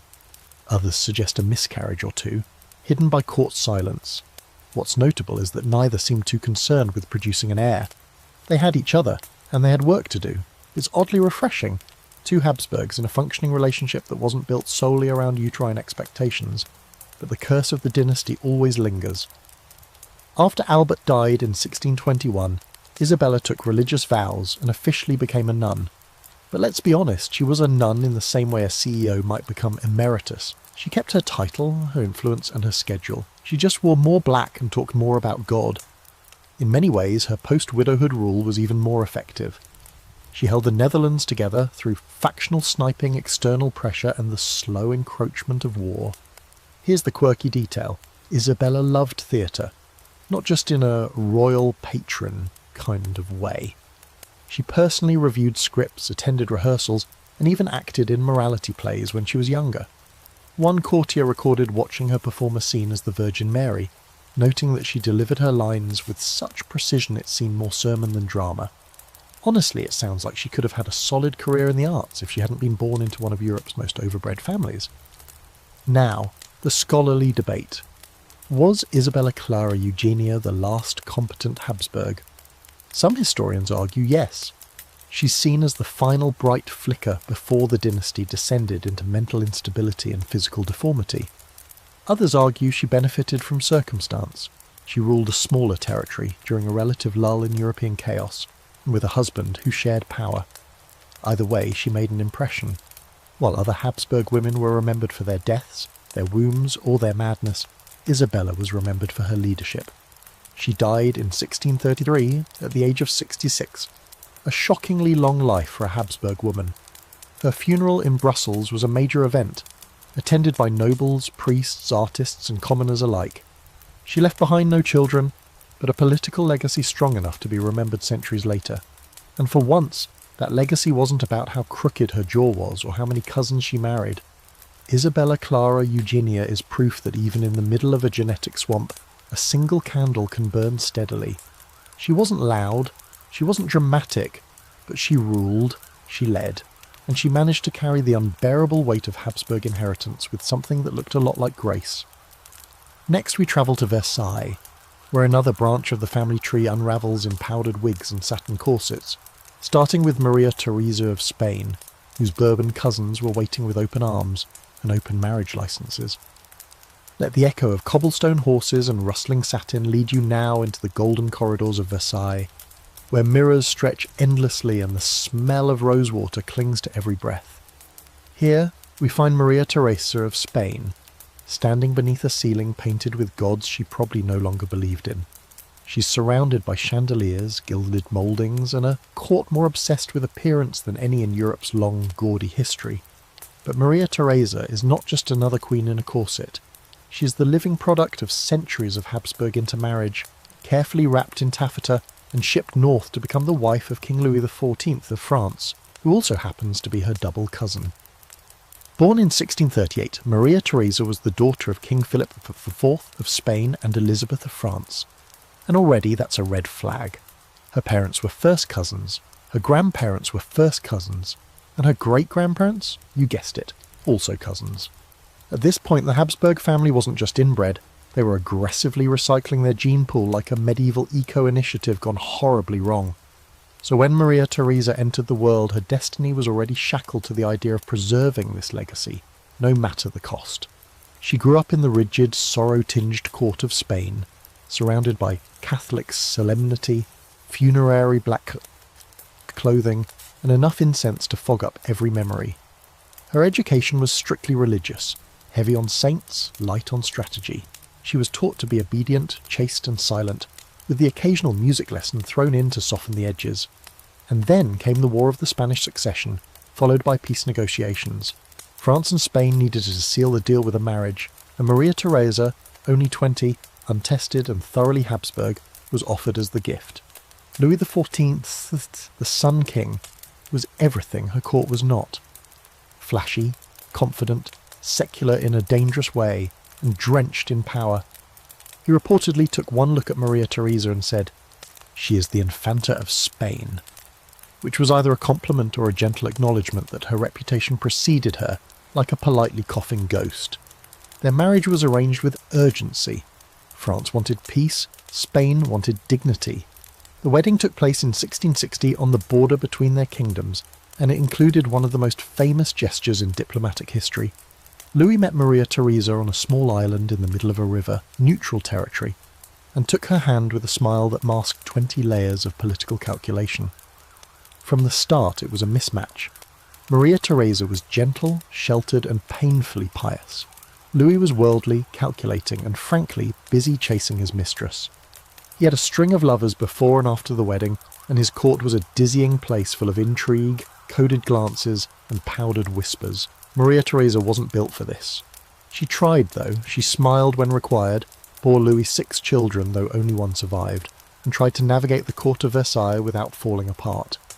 But behind her jewelled eyes was a woman slowly unravelling from the inside out. Her Habsburg heritage wasn't just a footnote, it was visible. Portraits show her with the soft jawline and slightly receding chin that marked her as royal stock from the Spanish side. She was small, often unwell, and prone to what doctors at the time politely called nervous spells, fainting, headaches, periods of withdrawn silence that lasted for days. Today many suspect she suffered from chronic migraines, likely aggravated by the inbreeding and the constant stress of being an outsider in one of Europe's most judgmental courts. And let's not ignore the worst part, the children. Maria Theresa had 6, but only one, the Dauphin Louis, lived past childhood. The rest died of illness, often within months or even days of birth. The Bourbon line, though more genetically diverse than the Spanish Habsburgs, still bore the weight of that mingled blood. The child losses devastated her, though she rarely showed it in public. Louis, in contrast, moved on with the emotional elasticity of a man whose kingdom was always his first love. A quirky footnote: Maria Theresa had a fierce love for chocolate. Spain had introduced it to Europe, and she brought her habit with her to France. She reportedly drank thick, hot chocolate every morning, often seasoned with cinnamon and vanilla, though some blamed her frequent migraines on it. You can imagine her sitting in her velvet chambers, sipping from a porcelain cup, trying not to cry while court ladies whispered about the king's latest mistress just down the hall. The scholarly debate around Maria Theresa is more psychological than political. Was she simply too weak for the French court? Or was she a woman broken by years of silent trauma, cultural alienation, and the pressure to produce heirs when her body, burdened by generations of cousin pairing, was no longer capable? Historians argue over whether she was complicit in her own marginalisation or merely surviving in a system that never gave her a chance. What's certain is that Maria Theresa never fully integrated. She remained to the end the Spanish queen. Louis respected her position, but not her person. When she died in 1683, reportedly from complications of an abscessed arm, Louis declared, "This is the first time she has caused me pain." Which, wow, that's either devastating or just the cruelest eulogy ever delivered in a silk-lined hallway. But in true royal fashion, her legacy outlived her body. Her son, the Grand Dauphin, would carry forward the Bourbon line. And through a twisted game of political dominoes, Maria Theresa's descendants would eventually sit on the Spanish throne, uniting the Bourbon and Habsburg bloodlines once more, because apparently Europe hadn't had quite enough of that yet. So here lies Maria Theresa of Spain, a queen in France, a stranger in her own life, a woman whose body became the shaky bridge between two empires, and whose silence screamed across centuries. Her death marked a turning point. Versailles would become even more theatrical, Spain even more fragile, and the dynasty even more doomed. Next, we tiptoe back into France, where her daughter-in-law Elizabeth of Valois married into the same bloodline from the other side, bringing a new French twist to this increasingly inescapable loop of royalty, religion, and family resemblance. Now we step back slightly in time, but not out of the genetic maze, as we move toward a figure who seems, at first glance, like a breath of fresh air in an otherwise stagnant bloodline. Elizabeth of Valois, daughter of France, Queen of Spain, and yet another woman whose royal marriage was less about romance and more about patching together crumbling dynasties with the human equivalent of genetic duct tape. She walked into Philip II's Spanish court with a flush of youthful beauty and a soft Parisian grace, only to find herself trapped inside one of the most brittle, inbred bloodlines Europe had to offer. And surprise, she was marrying her cousin, again. Born in 1545, Elizabeth was the eldest daughter of King Henry VII of France and Catherine de' Medici, a woman infamous in her own right for political manipulation, questionable poisons, and an unfortunate nose for disaster. But Elizabeth was her golden child, intelligent, well-mannered, fluent in Spanish, and painted in a flattering light from an early age. Her destiny, like that of all princesses in this strange, glittering game, was decided not by passional choice, but by treaties and territorial anxieties. Specifically, the Treaty of Cateau-Cambrésis, which ended a long series of wars between France and Spain, sealed her fate. The treaty required a marriage to cement the peace, and Elizabeth, just 13 years old, was handed over to King Philip II of Spain. You may remember him. He's the guy who married his niece, Anna of Austria, later on. But Elizabeth was wife number 3, the one wed to him while he was still only 32 and still actively collecting cousins. At the time of their marriage in 1559, Elizabeth was 14, and the age gap, while not unheard of, was steep even by royal standards. More than that, the difference in personality was even steeper. Philip was reserved, austere and brooding, raised in the shadow of his Habsburg heritage and the religious obligation. Elizabeth, by contrast, had grown up in the vibrant, almost chaotic court of France, surrounded by artists, jesters, and that walking paradox of a mother, Catherine de' Medici. She came to Spain full of life, curious about her new world. Spain, however, was not interested in being charmed. Life at the Spanish court was governed by solemnity. Black garments, endless protocol, long masses, silence as a virtue. Elizabeth found it stifling, and Philip found her youthful energy both fascinating and mildly inconvenient. But to his credit, he came to genuinely care for her. She was his political bride, yes, but he grew attached to her delicate intelligence and quiet strength. Their relationship, unlike many in this dynasty, bloomed gently into mutual affection. Still, the expectations were enormous.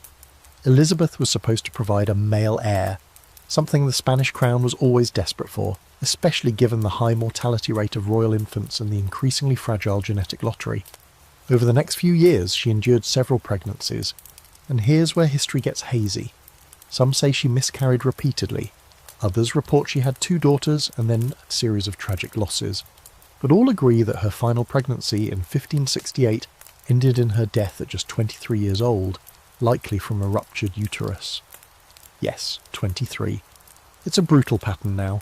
Teenage brides, cousin marriages, a few fleeting moments of peace, and then a quiet death in childbirth while the court whispers about divine punishment or inherited curses. A quirky fact. Elizabeth was a voracious reader and kept a personal library in her Spanish chambers. She insisted that her books be in both French and Spanish, which was considered mildly rebellious at the time. One court lady wrote that the Queen spent more time with pages than with pearls, and while that was probably intended as a slight, it now reads like a badge of honour. Now let's pause and run the genetics.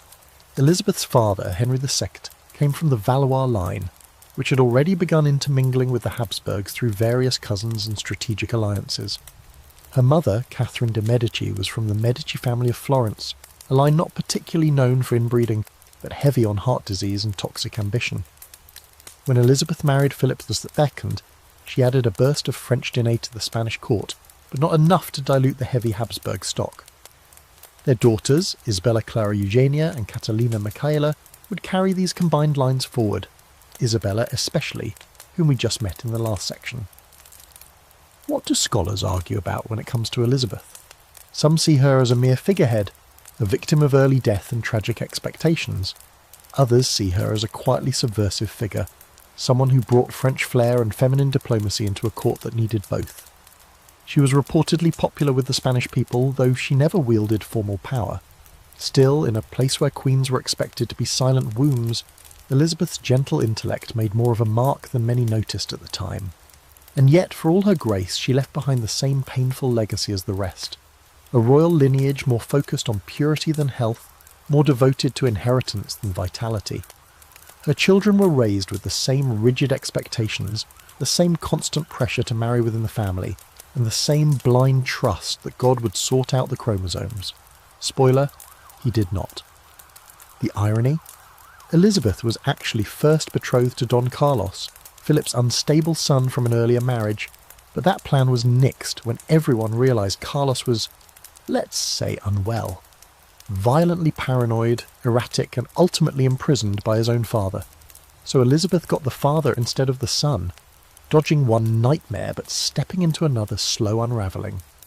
So here lies Elizabeth of Valois, too young to fight, too smart to be forgotten, and too entangled in a genetic and political web to ever escape. A queen who brought colour to a court painted only in grey, and who in the end became another soft-voiced casualty of a dynasty that prized bloodlines over lives. Next, we'll journey to a lesser-known figure, Barbara of Austria, a woman who, unlike most of her relatives, tried to steer her own ship, even as the tide of family expectations threatened to pull her under.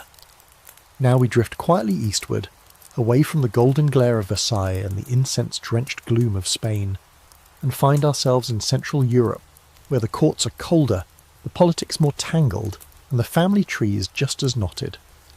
Tonight's chapter belongs to Barbara of Austria, a woman most people have never heard of, and yet she ticks every box in the Habsburg dynasty's long-running checklist. Noble birth, cousin to marriage, strategic deployment, and a life spent smiling through expectations she never really asked for. But Barbara is the different kind of Habsburg, subtler, slyer, and quietly rebellious in the ways that mattered. Born in 1539, Barbara was the daughter of Ferdinand I, Holy Roman Emperor, and Anna of Bohemia and Hungary. Her parents were, say it with me now, cousins, and her bloodline was as royal as they come, dense with titles and thick with all the usual genetic baggage, nervous ailments, narrow jaws, and a family history of illnesses that no one in the court dared to diagnose honestly. Still, Barbara came into the world with advantages. She was raised in Vienna, in a court buzzing with scholars, musicians, and diplomats. She spoke multiple languages by adolescence, was devout in that uniquely Habsburg Catholic way, and, according to at least one ambassador, had eyes that knew no things.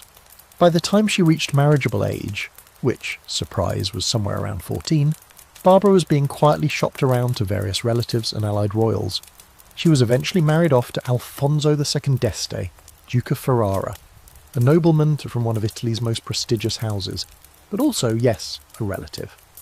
Their union was arranged to strengthen ties between the Holy Roman Empire and northern Italy, but also to keep the Habsburg blood flowing through powerful veins.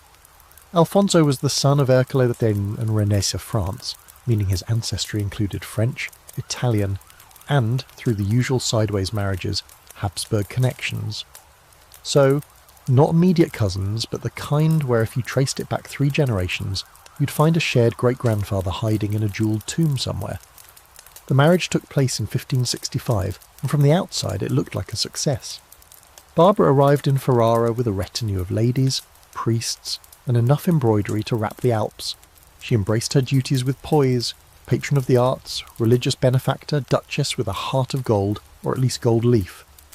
But underneath that polished surface, Barbara was quietly carving out a space for herself.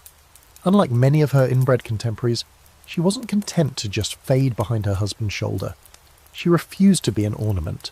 She demanded political briefings, managed palace staff with ruthless efficiency, and involved herself in diplomatic correspondence. One Venetian ambassador even called her the whisper behind the throne. And here's the thing. Barbara was smarter than most of the men around her.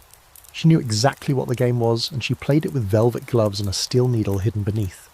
When her husband began favouring courtiers who opposed Habsburg interests, Barbara moved quickly, replacing advisors, writing to her father, and making sure everyone understood that the Duchy of Ferrara was still married to the Empire, in every sense. But even Barbara couldn't escape the Habsburg pattern of suffering in silence. She had health problems from the start, though no one could say exactly what they were. Chronic fatigue, mysterious stomach pains, fainting spells. Her physicians called it a nervous weakness. Today, some historians suspect she may have had early signs of an autoimmune disorder, or a neurological condition, both of which have been linked to inbreeding and appear repeatedly in Habsburg medical records.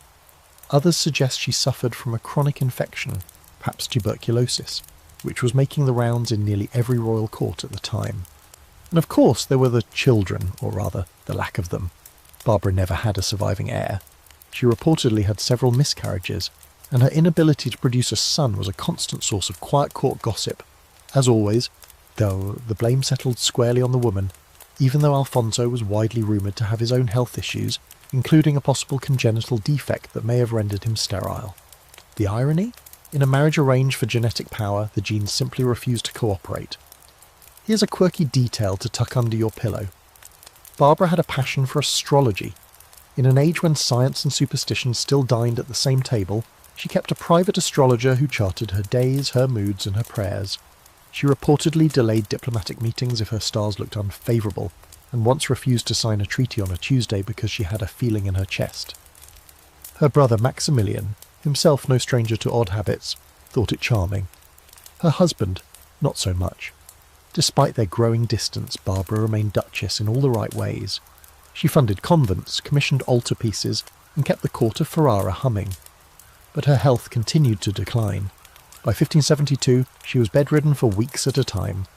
In 1572, at just 32 years old, she died, quietly surrounded by the monks, with incense burning and bells tolling the same tired song that had followed generations of Habsburg women before her. Alfonso, in a rare public show of emotion, had a grand tomb constructed for her in the church of Corpus Domini in Ferrara. But within months, he was remarried, this time to another noblewoman from a politically advantageous house. Barbara was mourned, then filed away like so many Habsburg women, used, revered, and promptly forgotten. So what do historians make of her? Some see Barbara as a minor figure, a duchess who never made waves. Others, those who read between the lines, see a woman who understood the game and played it better than most. She wielded influence quietly, took control where she could, and managed to hold on to her dignity in a system designed to erase it. And yes, she died young, childless, and under the shadow of inbreeding. But she also left behind a court more stable than it had been when she arrived, and a legacy of competence wrapped in silence. Barbara of Austria reminds us that not every royal woman screamed her way through history. Some whispered, some manoeuvred, and some, like her, left fingerprints only visible if you know where to look. Next we return to Sicily, where Constance of Aragon shows us that tangled bloodlines were already in fashion long before the Habsburgs made it their whole personality. Now the air thickens again, not with incense or velvet, but with the dry, citrus-salted breeze of medieval Sicily. We're going further back this time, to the 13th century, where Europe is still split into papal loyalties and warring kingdoms, and the word dynasty means more than just who gets which throne. It means who owns the blood that flows between them. Here in Palermo, with its jumble of Norman towers and Moorish gardens, we find Constance of Aragon, a queen whose life was less about being inbred than about being born into a family already spiralling through centuries of it. She's a sort of prequel to everything we've seen, a woman who inherits the prototype for the same tangled dynastic ambitions that would later define the Habsburgs, the Capetians, and everyone else who couldn't keep their rings off their cousins' fingers. Constance was born in 1179 to Alfonso X of Aragon and Sancha of Castile, and yes, her parents were cousins. No surprise there. In fact, both the House of Aragon and the Castilian crown had been intermarrying for generations already. Long before the Habsburgs turned it into an art form, the Iberian royals were blending their family lines into such a smooth puree of shared ancestry that historians still struggle to map it without a whiteboard and several pots of coffee. Constance then entered the world with a bloodline already folding in on itself. She was royal, she was valuable, and she was destined to be traded like an extremely fancy political baseball card. By the time she was in her mid-teens, her future was sealed. She would marry Frederick VI, heir to the Kingdom of Sicily and the Holy Roman Empire. Frederick wasn't just a powerful match, he was a complicated one. His mother, Constance of Sicily, yes, another Constance, tried to keep up, had died shortly after his birth, and his father, Emperor Henry VI, had left him under the protection of the Pope. But as with all royal matches, the politics behind it were more important than the people involved. Marrying Aragon into Sicily, that was strategy. It would give the Aragonese a foothold in Italy, and the Hohenstaufen dynasty, a German royal line, would get a little infusion of Spanish prestige. Their marriage took place in 1209, and Constance was crowned Queen of Sicily shortly after. She was about 30, relatively old for a first-time royal bride, but that gave her an unusual advantage. She wasn't a teenage pawn. She was an adult woman with education, political awareness, and some understanding of the game she was now playing. Frederick, meanwhile, was young, brilliant, and already deeply suspicious of everyone, and with good reason. His reign would be a non-stop chess match between the Pope, the German princes, the rebellious Sicilian nobility, and his own family members. Constance, for her part, kept her head low and her presence steady. She wasn't flashy, but she was undeniably central. Now here's the genetic side note. The Hohenstaufens, like the Aragonese, had already been marrying within the same handful of noble families for generations. That means Constance and Frederick, though from different countries, shared at least a few ancestors within 3 or 4 generations, making their children yet another link in the slow tightening of Europe's noble bloodline noose. Their son, Henry VII of Germany, would eventually rebel against his father, suffer from periods of depression and erratic behaviour, and die in prison, possibly by suicide. Is that nature or nurture? Well, the debate still rages. Some argue that Henry inherited his father's paranoia and his mother's melancholy, both of which may have been exacerbated by inherited traits passed through generations of intermarriage. But back to Constance. She wasn't just a bystander in all this. During Frederick's frequent absences, either fighting crusades, dodging papal excommunications, or playing philosopher king in his court at Palermo, Constance served as regent of Sicily. She issued decrees, collected taxes, and oversaw court disputes.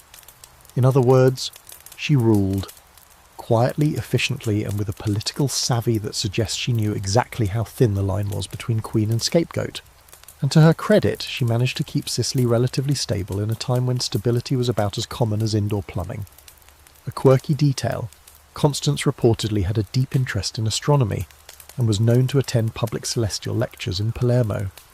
This was during the court's brief intellectual renaissance. Frederick was into Greek philosophy, Islamic medicine, and astrology, and Constance seems to have soaked up the culture. One chronicler mentions her spending long evenings on palace terraces, studying the stars while court musicians played softly nearby. It paints a peaceful picture, though one suspects it was more escapism than leisure. But like most royal women of her era, Constance's health became an issue after multiple pregnancies and years of stress. There's little detailed medical record, because of course there isn't, but letters from the time suggest she suffered from a wasting of the body in her later years. Today we might call it chronic fatigue, or maybe a slow degenerative disease, or maybe it was just the natural result of carrying centuries of compounded cousin DNA through war, exile and court drama. She died in 1222, just 3 years after being crowned Empress of the Holy Roman Empire. Frederick would go on to remarry several times, in fact, and continue the family's long tradition of strategic inbreeding. But Constance, she faded into historical footnotes, remembered mostly as the quiet queen who kept Sicily on track while her husband played Emperor Savant across Europe. Scholars today argue about her significance. Was she merely a placeholder, another Habsburg-adjacent woman who did her job and died quietly? Or was she the steadying force behind one of the most chaotic reigns in medieval history? The evidence is thin, but what survives suggests she had more influence than she's usually credited with, especially in a world where royal women were expected to birth heirs, say prayers, and not much else. One thing's clear, the DNA she carried and passed on would continue to ripple through European history. Her descendants would include not just emperors, but eventually the very same Habsburgs who would marry themselves into facial collapse. So in a way, Constance of Aragon is less a character than a cornerstone. The beginning of the blueprint, proof that even in the early days, the ruling houses of Europe were already writing a love letter to genetic roulette. Next, we'll shift our gaze to England's side of the tapestry and meet Margaret of York, who didn't bring inbred blood to the table so much as she married into the eye of the Habsburg storm, and watched the family gene pool start to boil. Now we cross the Channel, slipping past white cliffs and the damp English air, to find ourselves in a world that feels oddly familiar. York roses, velvet cloaks, whispers in cathedral aisles. But instead of entering the fray of inbreeding from the birth side, we're stepping into it from the marital edge. Meet Margaret of York. She isn't inbred herself, not particularly, at least not by the dizzying standards we've been charting, but she married right into the core of the Habsburg machine, and what she witnessed from inside those glittering hereditary hallways tells us just as much about the dangers of royal bloodlines as any genealogical chart ever could. Born in 1446 to Richard Plantagenet, Duke of York and Cecily Neville, Margaret grew up amid the violent highs and lows of the Wars of the Roses. Her family was stacked with English royalty, but her childhood was far from peaceful. Her father was killed in battle. Her brothers Edward and Richard would become kings, one triumphantly, one briefly and tragically, and the Yorkist faction to which she belonged would see itself rise, fall and rise again. Margaret was the archetypal royal daughter, educated, poised, politically valuable. By her early teens, she was already being floated as a marriage prospect across Europe. A brief flirtation with a marriage to the future James III of Scotland didn't pan out. Then the offer came from Burgundy. Charles the Bold, Duke of Burgundy, needed a wife. Not for love, of course, this was never about love, but for strategy. Burgundy at that time was a kind of semi-independent power caught between France and the Holy Roman Empire. It needed allies. Margaret's brother Edward IV was now King of England, and an alliance between York and Burgundy would put pressure on France from two sides. So Margaret was chosen. In 1468, at age 22, she sailed to Bruges and married Charles. She never returned to England. Now Charles the Bold was a man with a temper like a lit cannon. He was fierce, stubborn, and obsessed with war, but he was also rich, richer than most kings, and his court was one of the most glamorous in Europe. Margaret stepped into a world of gleaming armour, grand processions, and more embroidery than the Vatican's laundry room. But beneath the surface, trouble. Burgundy, like many smaller states of the era, was always one bad marriage or one heirless death away from political collapse. And Charles had no surviving sons, so Margaret, without delay, was expected to provide one. Here's the rub: she didn't. Historians still debate whether she was infertile, whether Charles had his own issues, or whether sheer stress played a role. But no children came from the marriage, and in the absence of an heir, Burgundy's position became more precarious. Charles died in battle in 1477, leaving behind a single daughter, Marie of Burgundy, from his previous marriage. So Margaret, now a widow, didn't fade into history as a forgotten consort. She became a major player in the next dynastic shuffle. And this is where things get messy. Marie of Burgundy inherited a kingdom but had no husband. Every major power in Europe saw her as an opportunity. France, the Empire, even England made gestures. Margaret, now acting as Marie's de facto advisor, helped guide her toward a match that would forever change the fate of Europe. Maximilian of Habsburg. Yes, that Maximilian, the same one who married Marie, inherited Burgundy, and merged the Habsburg and Burgundian lines, creating the foundation for the eventual Holy Roman Spanish superpower combo that would rule half of Europe. That was Margaret's doing. She saw the political winds shifting and chose to throw her support behind a match that prioritised dynasty over emotion. Marie and Maximilian married, and with that the Habsburgs acquired some of the richest and most strategically important lands in Europe. And Margaret? She stayed in the Netherlands, took a vow of celibacy, and became known as the Great Lady of Mechelen. She advised her step-grandchildren, Philip the Handsome among them, and managed court affairs with quiet precision.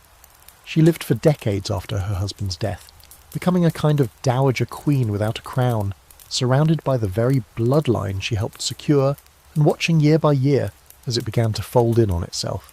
You have to wonder what she thought as the first signs of Habsburg inbreeding started to appear. She would have seen Philip the Handsome, who inherited her Burgundian refinement but also a certain manic restlessness. She would have heard whispers about his marriage to Joanna of Castile, about the instability, the death, the heavy silence. She watched as marriages were arranged between cousins and uncles and nieces. She, who came from a court that had fought tooth and nail for legitimacy through war and rebellion, must have wondered what kind of future was being forged now with ink, blood, and holy dispensation. A quirky fact. Margaret had a personal devotion to the cult of Saint Colette, a reformer saint known for her austere habits and refusal to compromise. Margaret once had a room in her palace where she held regular prayer sessions beneath a ceiling painted with the genealogical tree of Christ.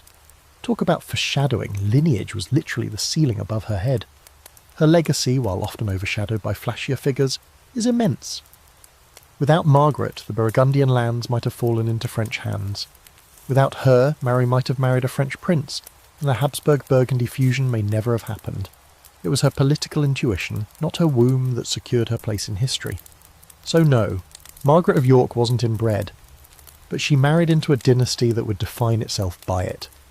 She watched the first threads twist together, heard the early echoes of an inherited madness, and saw what happens when dynastic ambition trumps common sense. She died in 1503, aged 57, having outlived her husband, her stepdaughter, and many of the children she helped raise. Her bones were laid to rest in Mechelen, where a statue still stands, solemn, watching, silent. Next, we return to the root of it all, not just the individuals, but the system itself.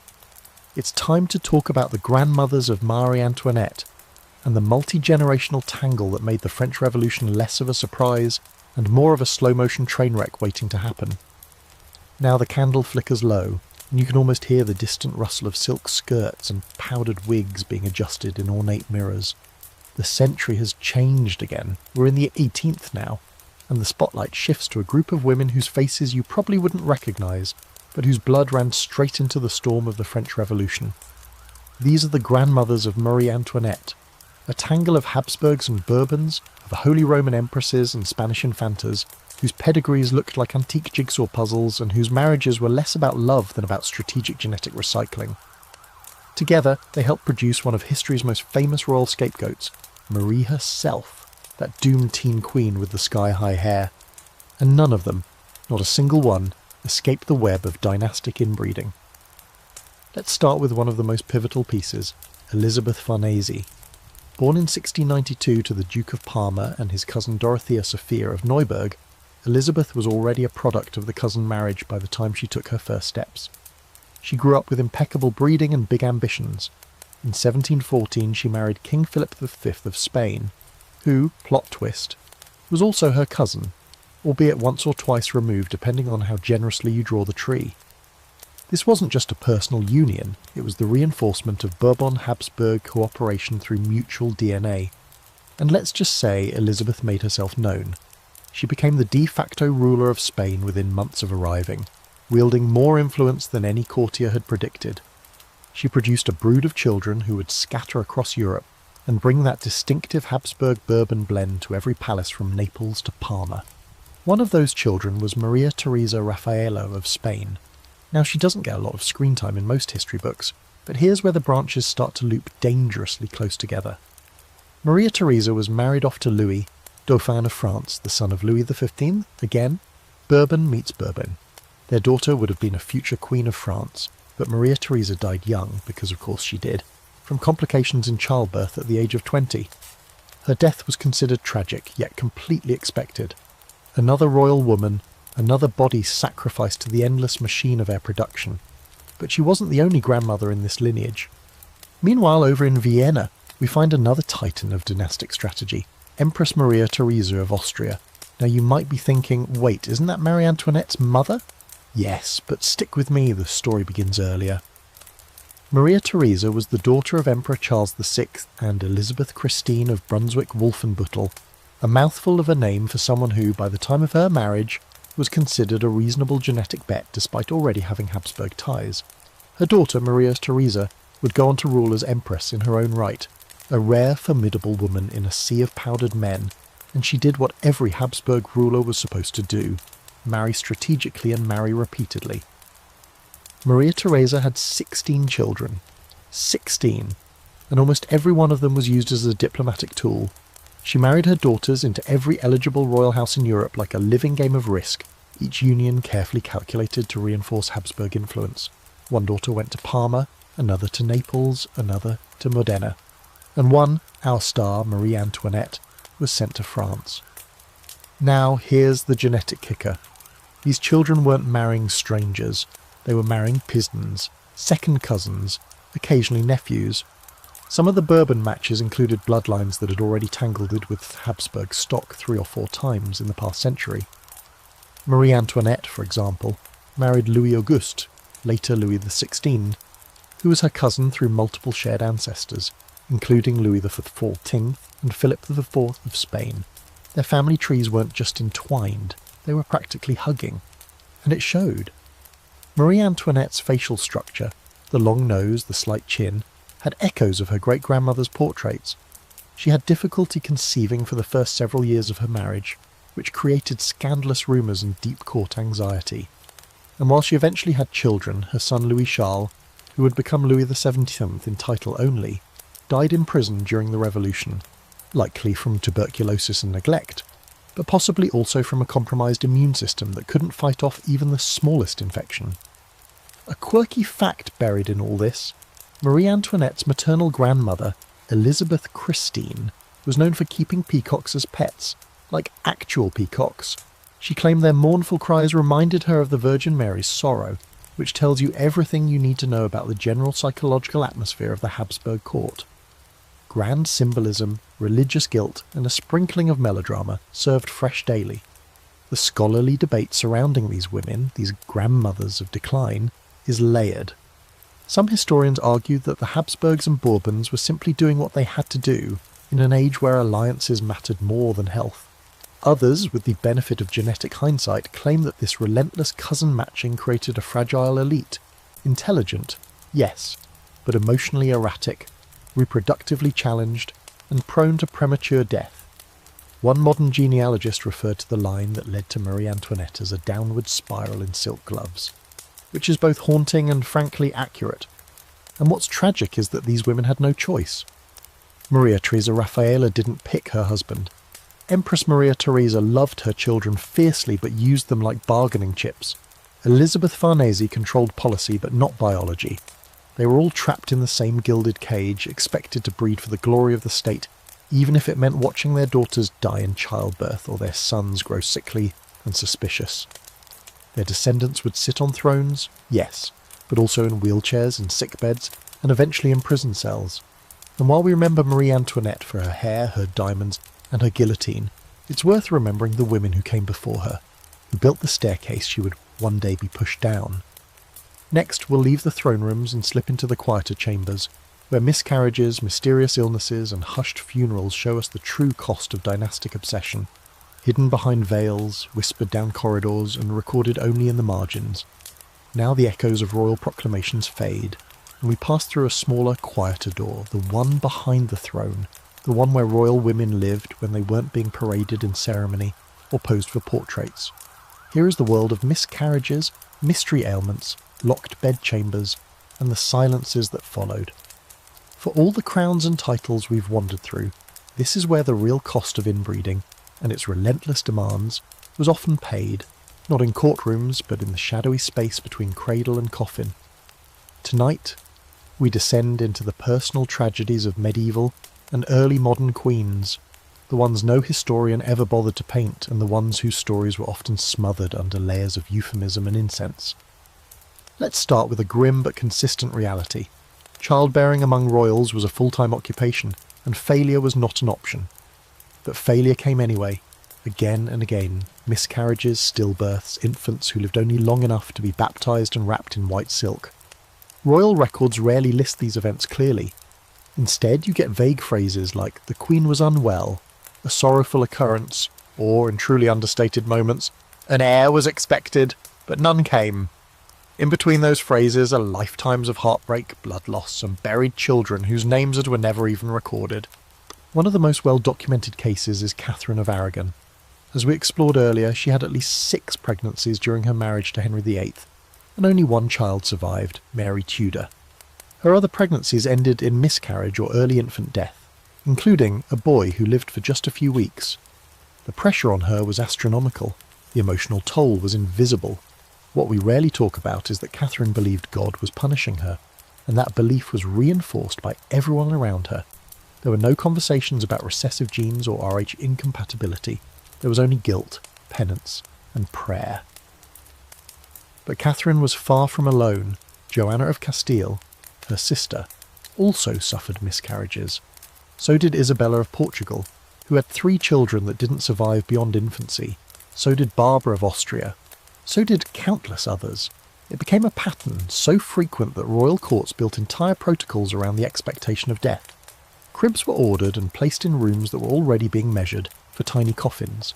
Midwives doubled as morticians. Mourning veils were stored in the same drawers as baptismal gowns. The medical understanding of these losses was, of course, painfully limited. Queens were bled, fed herbal mixtures, subjected to prayers and rituals designed to balance the humours. In some courts, like Spain and Austria, it was believed that excessive devotion could cause uterine melancholy, a made-up illness that basically blamed religious piety for infertility. The irony is almost cruel. These women were expected to be saints and broodmares at the same time. Now enter the real horror show, the mystery ailments, chronic headaches, muscle wasting, sudden fevers, swellings, hysteria. Hallucinations. Many royal women began experiencing symptoms in their late teens or early 20s, especially after their first pregnancies. Some of this could be chalked up to poor nutrition, infections, or the general stress of being locked in a velvet cage for life. But increasingly modern scholars point to inbreeding as a contributing factor, specifically the accumulation of recessive genetic conditions like haemophilia, epilepsy, or certain forms of autoimmune disease. Take Anna of Austria, Philip II's niece wife. She bore several children, including the future Philip III, but her letters suggest chronic exhaustion, anxiety, and what we'd now call postpartum depression. She died at 30 after yet another pregnancy. Nothing dramatic, nothing scandalous, just one more royal body that quietly collapsed under the weight of doing what was expected. Or look at Isabella of Bourbon, mother of Marie of Burgundy. She had recurring fevers that never fully went away after childbirth. Historians believe she may have had lupus or another autoimmune disease, conditions that we now know can have genetic origins and flare dramatically after pregnancy. She died young, like so many others, and was remembered mostly for being obedient and modest. And then there are the cases that defy even modern classification. Women who suddenly became mad, screaming at nothing, talking to ghosts, refusing to eat. Sometimes they were locked away, other times simply declared unfit and replaced. Juana of Castile's mental health struggles have been endlessly debated, but she's just the most famous example of a much larger pattern. Were these psychological collapses, brain tumours, genetic neurological disorders? We may never know. What we do know is that they almost always occurred in women from families that had been marrying cousins for generations. One particularly chilling example, Eleanor of Austria, sister to Charles V. She suffered severe insomnia, hallucinations, and what her doctors called womb-driven confusion. Her treatment? Bleeding, isolation, and enforced silence. She recovered, sort of, a royal, and went on to marry the King of France. But court records show she never bore a healthy child, and she died early, remembered only for her looks and her good behaviour. And the children? Oh, the children. So many royal infants were born sickly, with what were politely termed delicate constitutions. There are accounts of princes with seizures, babies who bled excessively from small wounds, or toddlers who failed to develop language or coordination. The word rickets appears frequently. So does wasting. In many cases, these children were hidden away, raised in private until they either miraculously thrived or quietly disappeared from the record. A quirky and tragic footnote. In the Austrian court, it became customary in the 17th century to commission miniature coffins for children in advance, just in case. These were painted with scenes of heaven, angels, and family crests. Some even included tiny gowns and lace pillows tucked away in drawers near the nursery. That's how common infant death had become. That's how normal the abnormal had turned. Modern historians continue to debate the role of inbreeding in all this. Some say it's overstated, that poor sanitation and lack of antibiotics played bigger roles. Others argue that once you stack enough cousin marriages, the odds of recessive conditions showing up multiply, and in the royal houses of Spain, Austria and France, those odds were exploited past the breaking point. What's undeniable is the emotional toll. Royal women were expected to perform miracle after miracle, get pregnant, deliver a living child, and return to court within days looking radiant. When they failed, when their bodies betrayed them, the blame was swift and brutal. Their husbands took mistresses, their advisors whispered, the people judged, and the women themselves? They rarely left behind letters that expressed the full weight of what they felt. Only scraps, a sentence here, a note scrawled in a prayer book, a single line from a midwife. The Queen weeps alone. Next we'll explore what may be the most visible symptom of this entire dynasty's collapse. The infamous Habsburg jaw, its physical manifestations, its roots, and the women who bore it forward across generations like a badge and a burden. Now we arrive at the most infamous facial feature in European history, the protruding, squared-off, cartoonishly memorable Habsburg jaw. You've seen it in portraits, perhaps without even realising. That elongated lower face, the thick jawbone jutting proudly from beneath tightly pursed lips, a chin that looks like it could deflect cannon fire. It appears generation after generation, passed down like a royal sceptre, and it became more than just a physical trait. It became a symbol of power, of stubborn bloodlines, and of what happens when you marry your cousin, and then keep doing it, over and over, for centuries. Let's break it down. The Habsburg jaw, technically called mandibular prognathism, is a condition where the lower jaw extends beyond the upper jaw, creating an underbite. In mild cases, it just looks like a strong chin. In severe cases, which the Habsburgs eventually achieved with terrifying efficiency, it caused difficulties with speech, chewing and even breathing. Modern medical researchers have studied portraits, exhumed skulls, and even compared royal death masks to reconstruct the history of this trait. And what they found? It got worse with time, much worse. While both men and women in the Habsburg line showed signs of the jaw, it's the women who had to wear it differently. A man could parade his prominent chin as a badge of authority, a symbol of dynasty. But for women, it was a different story. Beauty mattered, elegance mattered, and the Habsburg jaw was about as subtle as a battering ram. In portraits, you can see how artists tried to soften or hide it. Lips are blurred, shadows painted just so, angles manipulated to de-emphasize the jut. But the bone doesn't lie, and neither does the history. Take Isabella Clara Eugenia, for example. In her early portraits, her chin is only slightly pronounced. The paintings depict her with the dignity, composure, and what you might call a mild prognosis.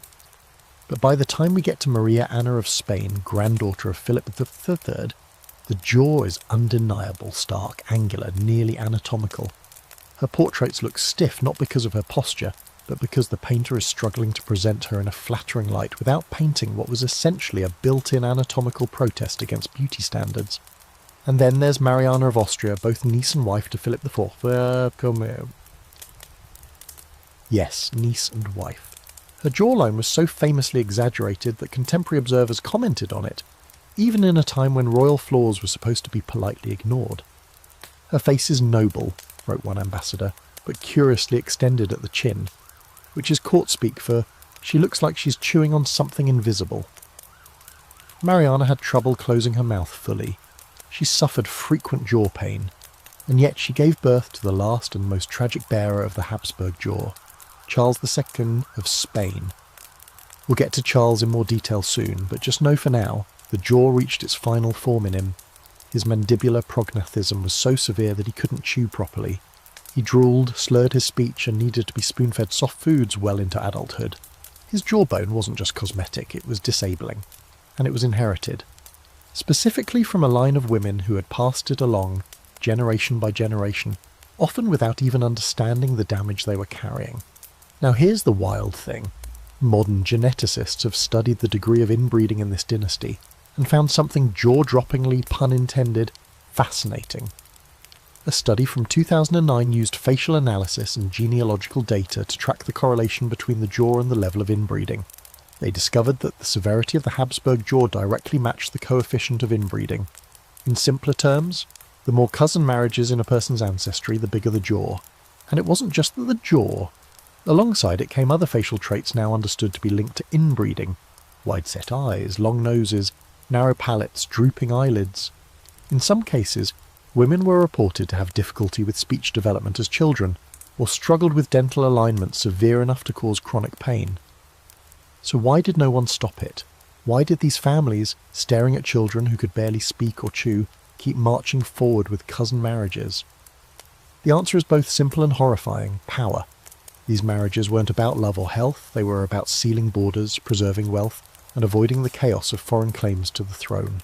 A cousin was safer than a stranger, a niece was even better, and if the result was a jaw that looked like it could store walnuts, well, that was a small price to pay for empire. A quirky fact: the Habsburg jaw made it into satire. In 18th century plays and pamphlets, especially in France and the Netherlands, the trait was exaggerated in political cartoons to mock Spanish royalty. One popular image showed a noblewoman with a chin so long it had its own crown. In these depictions, the jaw became shorthand for everything wrong with dynastic inbreeding: arrogance, dysfunction, and self-destruction wrapped up in court brocade. And yet, there were women who wore it with dignity.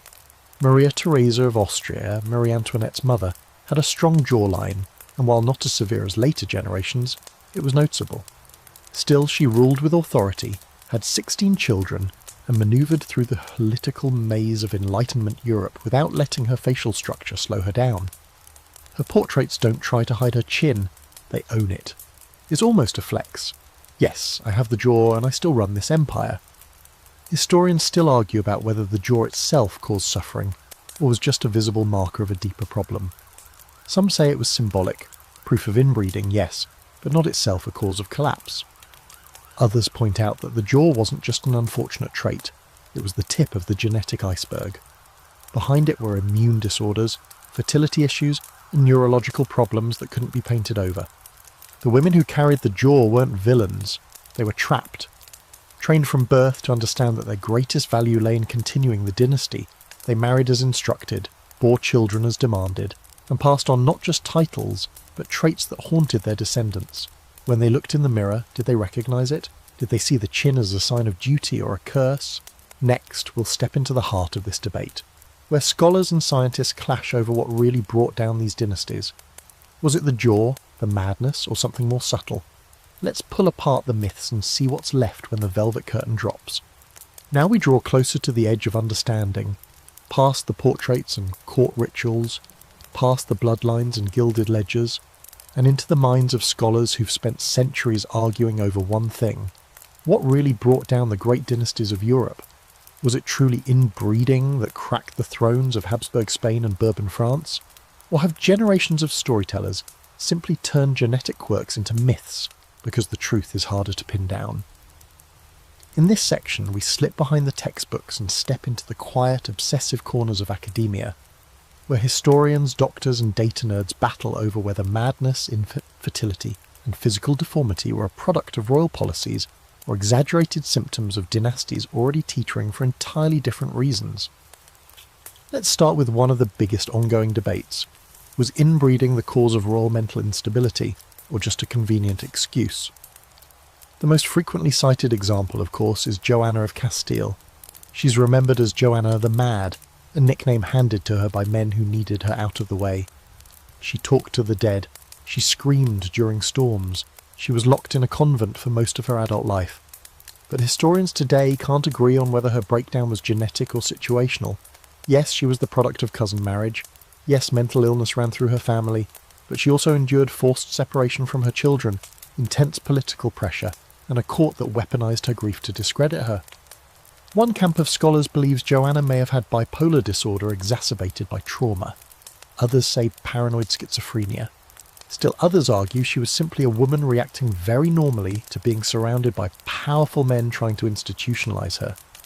It's not a small question, because if Joanna was genuinely ill, she may represent one of the earliest documented cases of inherited mental instability in royal lines. If she wasn't, she's proof that the Mad Queen narrative was often used to cover political coups with a layer of faux medical legitimacy. The same arguments swirl around others. Charles VI of France, for example, famously thought he was made of glass and would shatter if touched. Sounds like madness, but was it the result of generations of close blood marriages in the Valois line? Or was it the crushing pressure of kingship in a collapsing feudal state? Charles II of Spain, who we'll get to soon, is often described as mentally challenged, physically debilitated, and emotionally immature. But again, we're relying on letters written by courtiers with motives, physicians with 17th century knowledge, and portraitists who painted what they were told to. Another major debate lies in the realm of infertility and stillbirths. Was it the result of genetic disorders, or was it just the tragic norm of pre-modern childbirth? It's true that royal women often miscarried or had children who died young. Catherine of Aragon, Barbara of Austria, Isabella of Bourbon. The list is long. But so is the list of commoner women who faced the same tragedies. The difference? Royals were expected to produce healthy heirs like clockwork. When they didn't, people started looking for patterns, and they often found them in the family tree. Recent studies have tried to measure this. Geneticists working with historical data have looked at the inbreeding coefficient, a number that represents how likely someone is to inherit 2 copies of the same gene from a common ancestor. The average person's number is around 0. The higher the number, the more likely genetic disorders are to show up. Charles II of Spain, his inbreeding coefficient was calculated at 0.25, the equivalent of a child born to siblings. That's not rumour, that's math. But most queens didn't reach that number. Their coefficients hovered around 0.06 to 0.125, comparable to first cousin marriages. Dangerous, yes, but not an automatic death sentence. Here's where things get blurry. Critics argue that modern science loves a clean narrative, and inbreeding is a tempting villain. It's easier to blame a jaw or a mental breakdown on DNA than on politics, warfare or misogyny. For every scholar who claims the Habsburgs were undone by their own chromosomes, there's another who says, hold on, maybe it was economic mismanagement, climate change, religious fragmentation, or 100 other factors. After all, France didn't fall because of Marie Antoinette's lineage. It fell because the people were starving, and the crown kept pretending everything was fine. Then there's the issue of propaganda. Royal women were often deliberately discredited by rival factions who needed a reason to remove or sideline them. Calling a queen barren, mad or deformed was an easy way to shake public confidence in the regime. And once the rumours started, it stuck. Maria Theresa of Spain was painted as slow and clumsy by French courtiers who didn't want her at Versailles. Elizabeth of Valois was said to be emotionally unstable, mostly because she didn't enjoy being ignored by her much older husband. Were these real conditions, or just slander in satin? Even the Habsburg jaw itself might be more myth than malady in some cases. Modern facial analysis of painted portraits is, let's be honest, a little subjective. Artists flattered their subjects, exaggerated features to emphasise nobility, and operated under stylistic conventions that might have made a normal chin look dramatic. Some scholars believe the jaw became a symbolic shorthand for degeneracy, rather than an actual physical marker in every case. Once people started seeing it, they saw it everywhere. A quirky but telling example: in the 19th century, long after the Spanish Habsburg line had ended, European race theorists started using the Habsburg jaw as evidence of racial purity gone wrong, a twisted kind of reverse eugenics. They claimed it was what happened when you tried to keep a bloodline too pure. This idea filtered into medical textbooks, cartoons, and even early film. By the 20th century, the Habsburg jaw wasn't just a medical condition, it was a cultural punchline. So where does that leave us? Probably somewhere between truth and theatre. Yes, inbreeding led to real measurable problems. Yes, the dynasties that embraced cousin marriage suffered more from mental and physical issues over time. But no, not every royal woman who miscarried was cursed, not every queen with a long face was deformed, and not every dynasty collapsed because of bad DNA. Sometimes they were just bad at ruling, but the myth persists, because it's tidy, because it gives us a way to look at power and say, well, that's what they get. It's poetic justice carved into bone. Next, we head into the final loop of this twisted tale, to the women behind the fall of the Habsburg line. Not just victims of biology, but key players in the dynasty's implosion. We'll meet the ones who gave birth to the end, one chromosome at a time. Now the spiral begins to tighten. We've danced through portraits and letters, medical oddities and court intrigues, but this next part, this is the slow-motion collapse, the genetic endgame of royal Europe playing out in the marble halls of palaces and the whispered prayers of midwives. Tonight, we focus on the women who are more than just carriers of crowns and dynasties.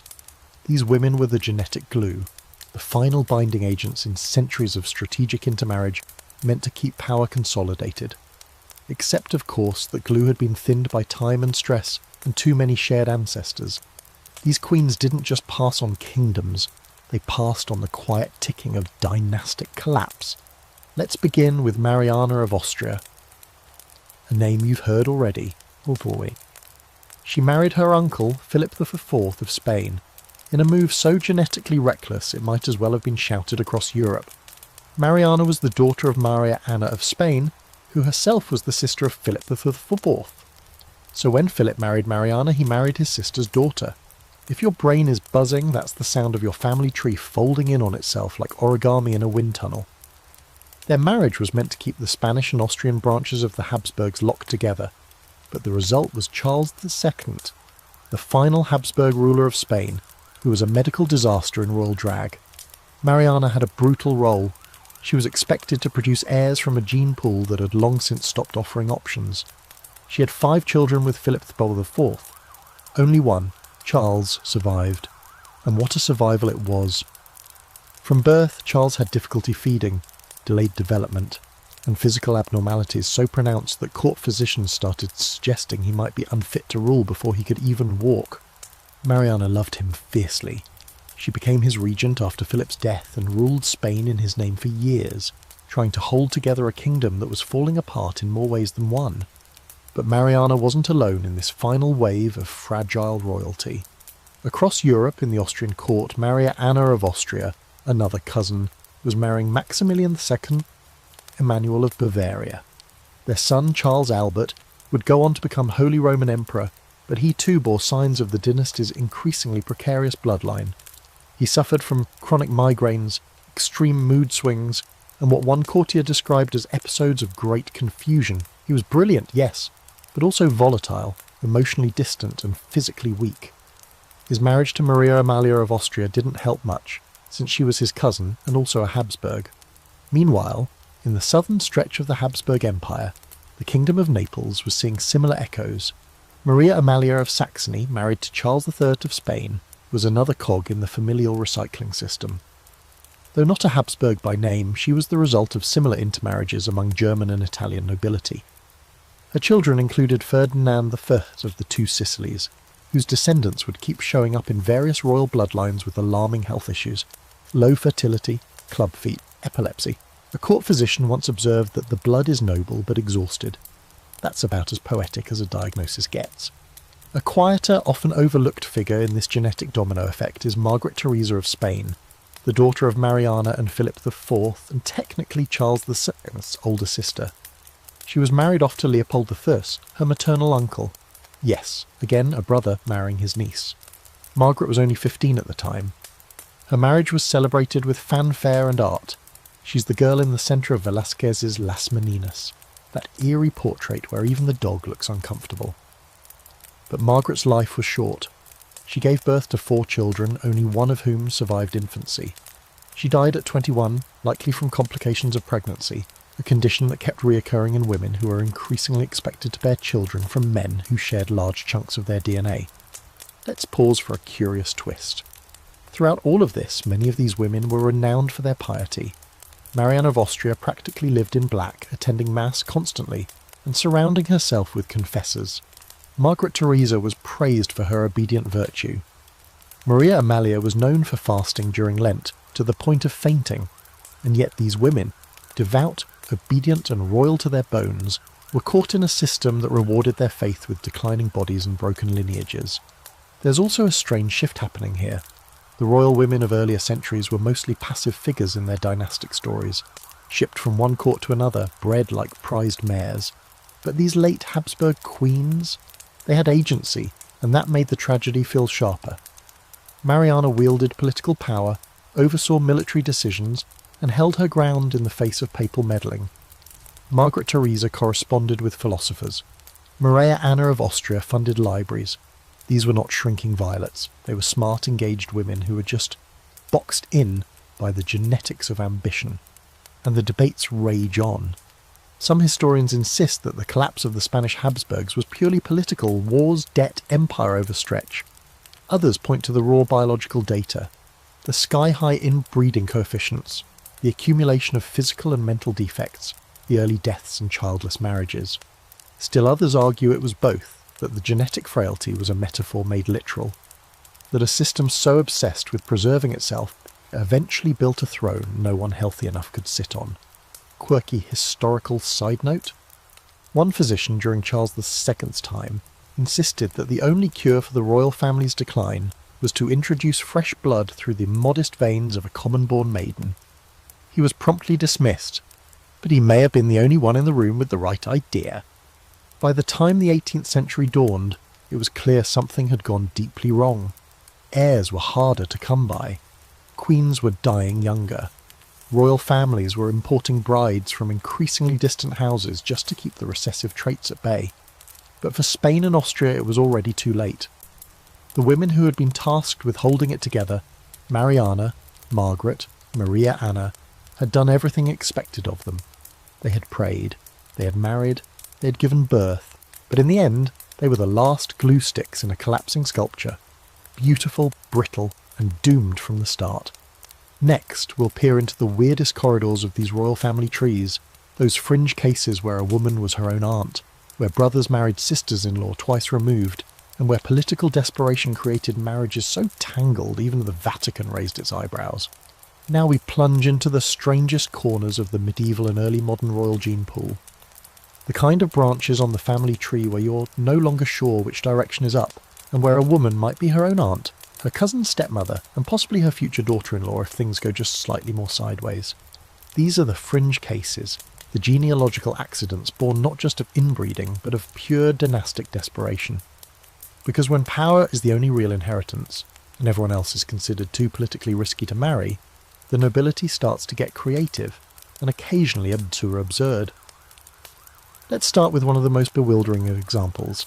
Anna of Austria, here, yes, another Anna. Don't worry, this one comes with extra footnotes. She was both the niece and the fourth wife of King Philip II of Spain. That's right. Philip had already been married 3 times, once to Mary Tudor of England, then to Elizabeth of Valois, and then briefly widowed, when he decided to marry Anna, the daughter of his sister Maria and Emperor Maximilian II. So to break that down, he married his sister's daughter, which made his new wife also his niece. And when they had children, they were also Philip's grandnephews by blood. One of those children would grow up to be Philip III, perpetuating the Habsburg legacy of jawlines and crossed chromosomes. Anna's case is infamous, but not unique. In fact, the Habsburgs in particular began specialising in marriages where multiple family roles could be filled by one person. The logic went something like this. If your cousin is already Catholic, already wealthy and already on your Christmas card list, why waste time importing someone new? It's the 16th century version of online dating with one filter. Must be related to me in at least two ways. Another bizarre case, Maria Antonia of Austria, daughter of Emperor Leopold III and Margaret Theresa of Spain. Remember her, the girl from Las Meninas? Well, she was married off to her cousin, Maximilian II Emmanuel of Bavaria, which made her both duchess and eventually step-grandmother to her own great-niece through a later union. If you're squinting at that sentence trying to find the logic, don't worry. The royal genealogists of the time often needed charts the size of carpets to keep it all straight. It got so convoluted that at least one court historian, attempting to describe the lineage of Maria Antonia's descendants, wrote, "Let the blood be noble even if the map is incomprehensible." Then there's Maria Anna of Bavaria, who married her maternal uncle, Ferdinand II, Holy Roman Emperor. She was his niece, and again no one at the time thought this was especially odd. The Vatican had to sign off on a dispensation for nearly every royal wedding at this point, because canon law technically prohibited such close unions, but it had become almost a formality. These weren't marriages made for morality, they were treaties in brocade. What's even stranger is how these tangled lines were treated at court. People didn't flinch when someone married their aunt's widower, or their half-brother's son. Instead, they applauded it as a show of dynastic loyalty.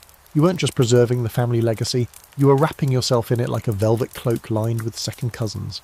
And if you squint hard enough, you'll find cases where two sisters married the same man, one after the other, so the kingdom wouldn't lose a dowry. Sometimes that man was also their cousin, or uncle, or both. A particularly murky case involves Blanche of Bourbon, who was married off to Peter of Castile and then abandoned within days. Peter married again, bigamously, to Maria de Padilla, who was actually related to Blanche through two different lines. Some sources say Peter's entire reason for discarding Blanche was that she didn't produce a child immediately. Others say he just preferred Maria, but the court didn't protest, because even his second choice was close enough in blood to pass muster. One of the more uncomfortable examples comes from Joanna of Austria, who was asked to consider marrying her own nephew at one point to maintain unity between Spain and Portugal. The plan fell through, not for genetic reasons, but because political tides shifted. Had it happened, she would have been both aunt and wife to the same man, and history wouldn't have blinked. Just another loop in a tapestry woven entirely out of cousin knots. A quirky eyebrow-raising trend that emerged from these inter-family marriages. The use of dynastic baby-naming loops. In many of these tangled families, the same names were recycled every generation. Maria, Anna, Isabella, Philip, Charles, until entire branches of the tree had identical names and birth years. In court documents, you had to specify which Maria Anna you were talking about by including her father's name and often her birth order. Imagine an entire palace where three women named Maria Anna lived within shouting distance of each other, each married to a different cousin. And yes, that really happened. Historians still puzzle over how these bizarre marriages were sustained. The working theory, dynastic paranoia, the fear of dilution. These families believed that only they were noble enough, Catholic enough, and rich enough to marry themselves. The concept of marrying down was worse than disease. So they kept it in the family, literally. The resulting relationships were less about affection and more about strategic entrapment. You didn't marry for love. You married so that no one else could claim your throne through a different womb. And here's the wildest twist. This pattern wasn't confined to monarchs. Even minor nobility, trying to emulate royal behaviour, began marrying their cousins and nieces, so the inbreeding pyramid widened at the base. What started with kings and queens spread into the ducal and baronial classes, until Europe was essentially one large interrelated brunch party with way too much velvet and way too little gene flow. But eventually the structure began to wobble. As more children were born sick, as more marriages ended in childlessness or deformity, even the most die-hard dynasties began to falter. Genetic counsellors didn't exist, but reality did. Monarchs started looking farther afield. German princesses were imported to Britain. French dukes married Danish brides. The intermarriage continued, but the loops began to uncoil, slowly, painfully, and far too late for many. Still, these fringe marriages leave behind a strange legacy. A paper trail of alliances so convoluted they almost feel fictional, but they weren't. These women, brides, nieces, sisters, second wives of second cousins, were real. They lived within the tightest constraints ever stitched into brocade. They were told, over and over, that love doesn't matter, but lineage does, and they obeyed, even when it meant becoming their own aunt by marriage or their cousin's second wife after their sister died. Next we walk into the final echo chamber of this bloodline, the collapse that everyone saw coming but no one stopped. It's time for Charles II of Spain, the ultimate product of inbreeding and the final breath of the once great Habsburg line. Now the lights dim, the tapestries sag, and the echo of palace doors closing reverberates through a hollowed-out empire. All threads converge here, in the fragile, faltering figure of Charles II of Spain, a monarch so famously inbred that he's become the poster child for the consequences of royal genetic entrapment. Every story we've told, every woman who married her cousin, or bore a child to her uncle, all of it leads to this one final human blueprint. Charles wasn't just a king, he was a culmination. The Habsburg dynasty had spent centuries folding itself inward, and in Charles the folds began to tear. He was born in 1661 to Philip IV and Mariana of Austria, who, as you'll remember, was Philip's own niece. That alone gave Charles a mind-melting inbreeding coefficient of 0.254, equivalent to the genetic relationship of a child born to siblings. His family tree doesn't branch, it loops like a Mobius strip with ruffles. And when Charles arrived, it showed. Right from the beginning, everything about him was wrong. He couldn't talk until age 4, couldn't walk properly until past age 8. He drooled constantly. He suffered frequent seizures. And yet he was made king at age 4 because, well, that's how monarchies work. His court physicians were at a loss. Desperate to explain his condition without admitting the obvious, they blamed everything from demonic interference to the corruption of the humours. He was subjected to exorcisms, multiple. The clergy anointed his bed with holy oils. Priests chanted over his food. The superstitions swirled because no one wanted to say it plainly. The boy's body was crumbling under the pressure of inherited genetic collapse. Even his immune system seemed broken. He caught every illness that came within a mile of Madrid and survived most of them only because he was smothered in attention and probably herbal wine. Charles's face was unmistakably Habsburg. His mandibular prognathism, or Habsburg jaw, was so severe he couldn't properly chew solid food. His upper teeth didn't meet his lower ones, and his tongue was too large for his mouth. He spoke with difficulty, slurring and mumbling, often repeating himself in long loops. His court translators, yes, translators for his native language, learned to decode his speech the way one might learn to understand the rhythm of a broken bell. And yet, despite everything, they married him off. Twice. Because hope, or maybe denial, rings eternal in royal courts. His first wife was Marie-Louise of Orléans, a French princess. She was 15, vibrant, and by all accounts quite sweet. She was also reportedly terrified of Charles. He was sickly, awkward, and utterly dominated by his mother Mariana, who still ruled behind the scenes. Their marriage lasted 10 years. Marie-Louise never became pregnant. Not once. Whether that was because of her or Charles is still debated, but Charles's inability to consummate the marriage was an open secret. One contemporary wrote, "The king retires each night as if to a prayer cell, and the queen emerges each morning as unsatisfied as she entered." Marie-Louise died suddenly in 1689 at just 26. Poison was rumoured, because of course it was, but modern scholars suspect she simply collapsed from stress and illness. Charles was devastated, and the Habsburgs? They lined up the next wife. Enter Maria Anna of Neuburg, a German princess with 23 siblings, yes, 23, chosen because her family was famously fertile. The thinking was, if anyone could get pregnant with a child of Charles, it would be her. Spoiler alert, she didn't. Their marriage was colder than the stone halls of the Escorial Palace.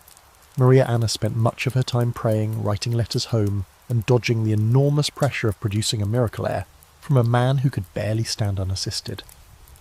Charles's decline was slow but relentless. His body twisted under its own weight, his hair fell out, his eyesight dimmed, his hearing grew worse. By the time he was 30, he looked 60. By 35, he was nearly blind and suffering from what was likely some form of neurodegenerative disorder. In his final years, he became obsessed with death. He kept skulls in his chamber and demanded to watch autopsies. He ordered his ancestors' remains exhumed so he could look upon the past, and reportedly kept bits of saintly relics in his pockets. He was convinced he was cursed, and in a way he wasn't wrong. A quirky and chilling side note. In one of the last letters written by a court official, Charles is described as the man who lives but is already past. He had stopped speaking coherently, his muscles had begun to waste, he drooled constantly, his sleep came in jagged snatches, and yet Spain still called him king, because there was no plan B. When Charles died in 1700 at the age of 38, his body was so misshapen that embalmers reportedly struggled to preserve it. His autopsy, possibly embellished by horrified physicians, noted that his heart was the size of a peppercorn, his lungs corroded, his intestines rotted, and his brain filled with water. Whether these descriptions were accurate or rhetorical, they captured the general feeling. Charles had been more symbol than sovereign. The final breath of a dynasty too proud to admit it had been suffocating for generations. With Charles's death, the Spanish Habsburg line ended. Completely. No children, no heirs, no backup cousins with strong enough blood to claim the throne. His passing sparked the War of the Spanish Succession, a massive European conflict that redrew borders, and finally forced the great powers to reckon with what happens when you prioritise purity over practicality. France and Austria scrambled to fill the power vacuum while the Habsburg name, once synonymous with Europe itself, faded into antique footnotes and haunted portraits. Historians still argue whether Charles's condition was entirely genetic or compounded by illness, but few doubt he was the product of an experiment gone too far. His mother, grandmother, great-grandmother, and every woman before them had been part of the machine, handed off like royal chess pieces in an endless cycle of safe marriages. Each one inherited the same traits, passed on the same risks, and prayed for a different outcome. None got one. In Charles, we see what happens when those prayers run out. Next we take a breath, one last flicker before the end, as we visit the aftermath. What came after Charles, after the Habsburg fall? What happened to the women who survived the collapse, and how did Europe rebuild from the ruins of its most cursed crown? Now the curtain falls. Charles II is gone, the last of the Spanish Habsburgs buried, embalmed, and left behind in a vault carved with the ghosts of his ancestors. You'd think that would be the end of it, a final period on a long, tangled sentence. But history, especially royal history, doesn't end neatly. It frays, it lingers, it echoes in distant hallways and side branches. Tonight, we trace what came after the collapse, what happened to the world those women left behind, the ones who survived the dynasty's fall, the ones married off to clean up the mess, and the new royals who inherited kingdoms and bloodlines already soaked in superstition and genetic fatigue. With Charles II's death, in 1700 and no heir to take the throne, Europe did what it does best: panic, negotiate, and go to war. The War of the Spanish Succession kicked off almost immediately. It wasn't just about who got the Spanish crown, it was about whether France or Austria would dominate Europe. The Habsburgs, still strong in Austria, backed Archduke Charles, a distant cousin. France pushed forward Philip of Anjou, grandson of Louis XIV, the Sun King himself. You already know how this ends. Philip wins, but only after 12 years of bloodshed, a continent's worth of manoeuvring, and treaties so convoluted they make royal marriage charts look like stick figures. So what happened to the women caught in the middle of all this? Many were exiled, some simply vanished into quieter courts, but a few became transitional figures, living links between the old inbred dynasties and the new, modernising powers that would eventually shake Europe loose from its old obsessions. One of the most important of these women was Elizabeth Farnese. Remember her? She was a distant cousin of the Habsburgs, married to Philip V of Spain, the first Bourbon king of the new regime. Elizabeth was clever, calculating, and determined to put her children on as many thrones as possible. She understood what her predecessors had ignored, that you can't keep marrying within a shrinking circle and expect the tree to grow, so she arranged matches across borders, Naples, Parma, Tuscany, expanding influence without relying on cousin-to-cousin recycling. You could argue she helped reboot the Spanish dynasty, even as its Habsburg roots were still tangled in the floorboards. Elizabeth also cleaned up after Charles. Literally. His court was purged of old guards and ghost advisors. She had his former queen, Maria Anna of Neuburg, politely removed from court and retired to a convent in Toledo, where she lived out her days writing angry letters and denying all rumours about her inability to produce heirs. Maria Anna, to her credit, maintained dignity, though it must have been difficult watching her adopted country shift away from the world she had been groomed to rule. And then there were the Austrian Habsburgs, still reigning in Vienna. Maria Theresa, born decades after Charles's death, carried on the name, but not the mistake. She married outside the Habsburg pool, bringing in Francis of Lorraine as her consort, effectively ending the most intense cycle of intra-family marriage. Their union produced 16 children, including Marie Antoinette, marking a brief return to fertility, vitality, and political savvy. But the shadows of the past lingered. The pressure to maintain dynastic integrity was still there, just masked in Enlightenment trappings and powdered wigs. A quirky and symbolic artefact of this shift? In the early 1700s, the Spanish royal court quietly retired the custom of cousin marriage as a preferred arrangement.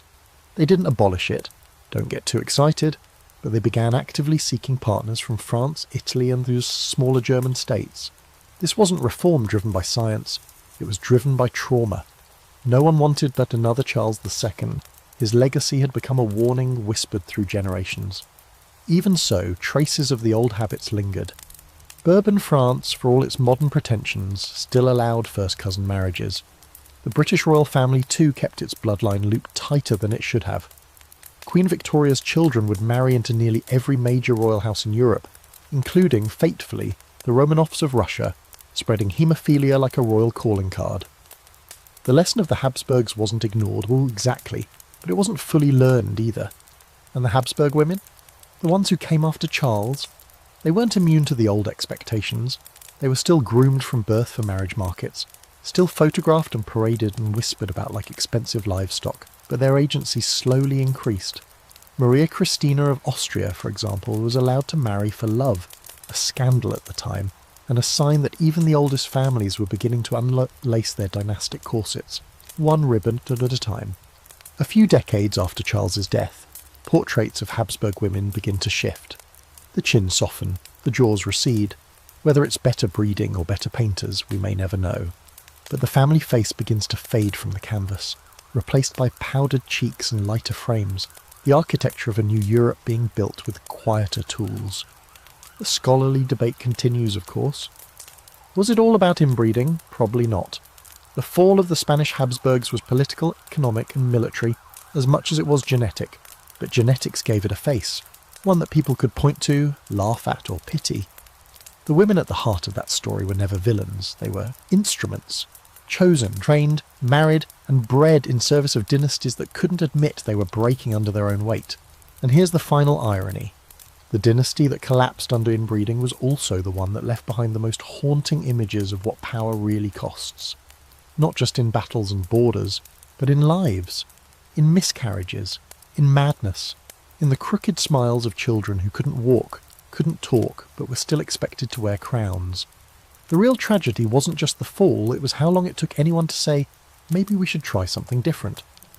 Next we'll wind down gently, closing the curtains on this sprawling tale, and let your mind drift away from court corridors and cousin marriages towards something a little quieter, a little softer. You've made it. Time to rest. So here you are. 30 sections, one royal bloodline and several centuries of questionable marriage decisions later. You made it through labyrinthine family trees, sagging jawlines, whispered scandals, stillborn heirs and dynasties that tied themselves into genetic knots with lace trim. Honestly, that's impressive, and probably a little concerning, but hey, if you have been lying in bed this whole time, fan humming in the background, trying to decide whether Joanna of Castile was really mad or just had the 1500s version of burnout, then congratulations, you're exactly the kind of night owl this journey was made for. We started with a simple question. How did royal women become the biological architects of Europe's most spectacular dynastic collapses? And it turns out the answer isn't all that simple. Yes, inbreeding played a starring role, but it wasn't the only villain. These women were born into systems built entirely on control, Control of bloodlines, control of territory, control of their very bodies. Whether they were crowned queens or married off at 15, their lives were scripted from birth, their destinies sealed by birthright and a family tree that looked more like a spiral staircase. And still, through miscarriages, madness, and the suffocating pressure of court life, they showed up. They ruled, they negotiated treaties, they raised armies, they educated children, and they wrote letters in 10 languages. Their stories aren't just about decline, they're about endurance, about what happens when women are expected to hold empires together with nothing more than diplomacy, piety, and a series of increasingly bad husbands. Now, as the dynastic dust settles, the lights dim behind the velvet curtains, and the smell of beeswax and old paper fades, it's time to drift away. Not into the chaos of royal courts or the weight of too many crowns, but into your own quiet space, away from the twisted thrones and the pressure of pedigree. You don't need to carry this lineage any further. Let your mind go soft. Let the names fade. Maria Anna, Margaret Theresa, Mariana of Austria, all of them slipping away like candle smoke. You're safe. You're warm. And you're definitely not about to marry your cousin. Sweet dreams, time traveller.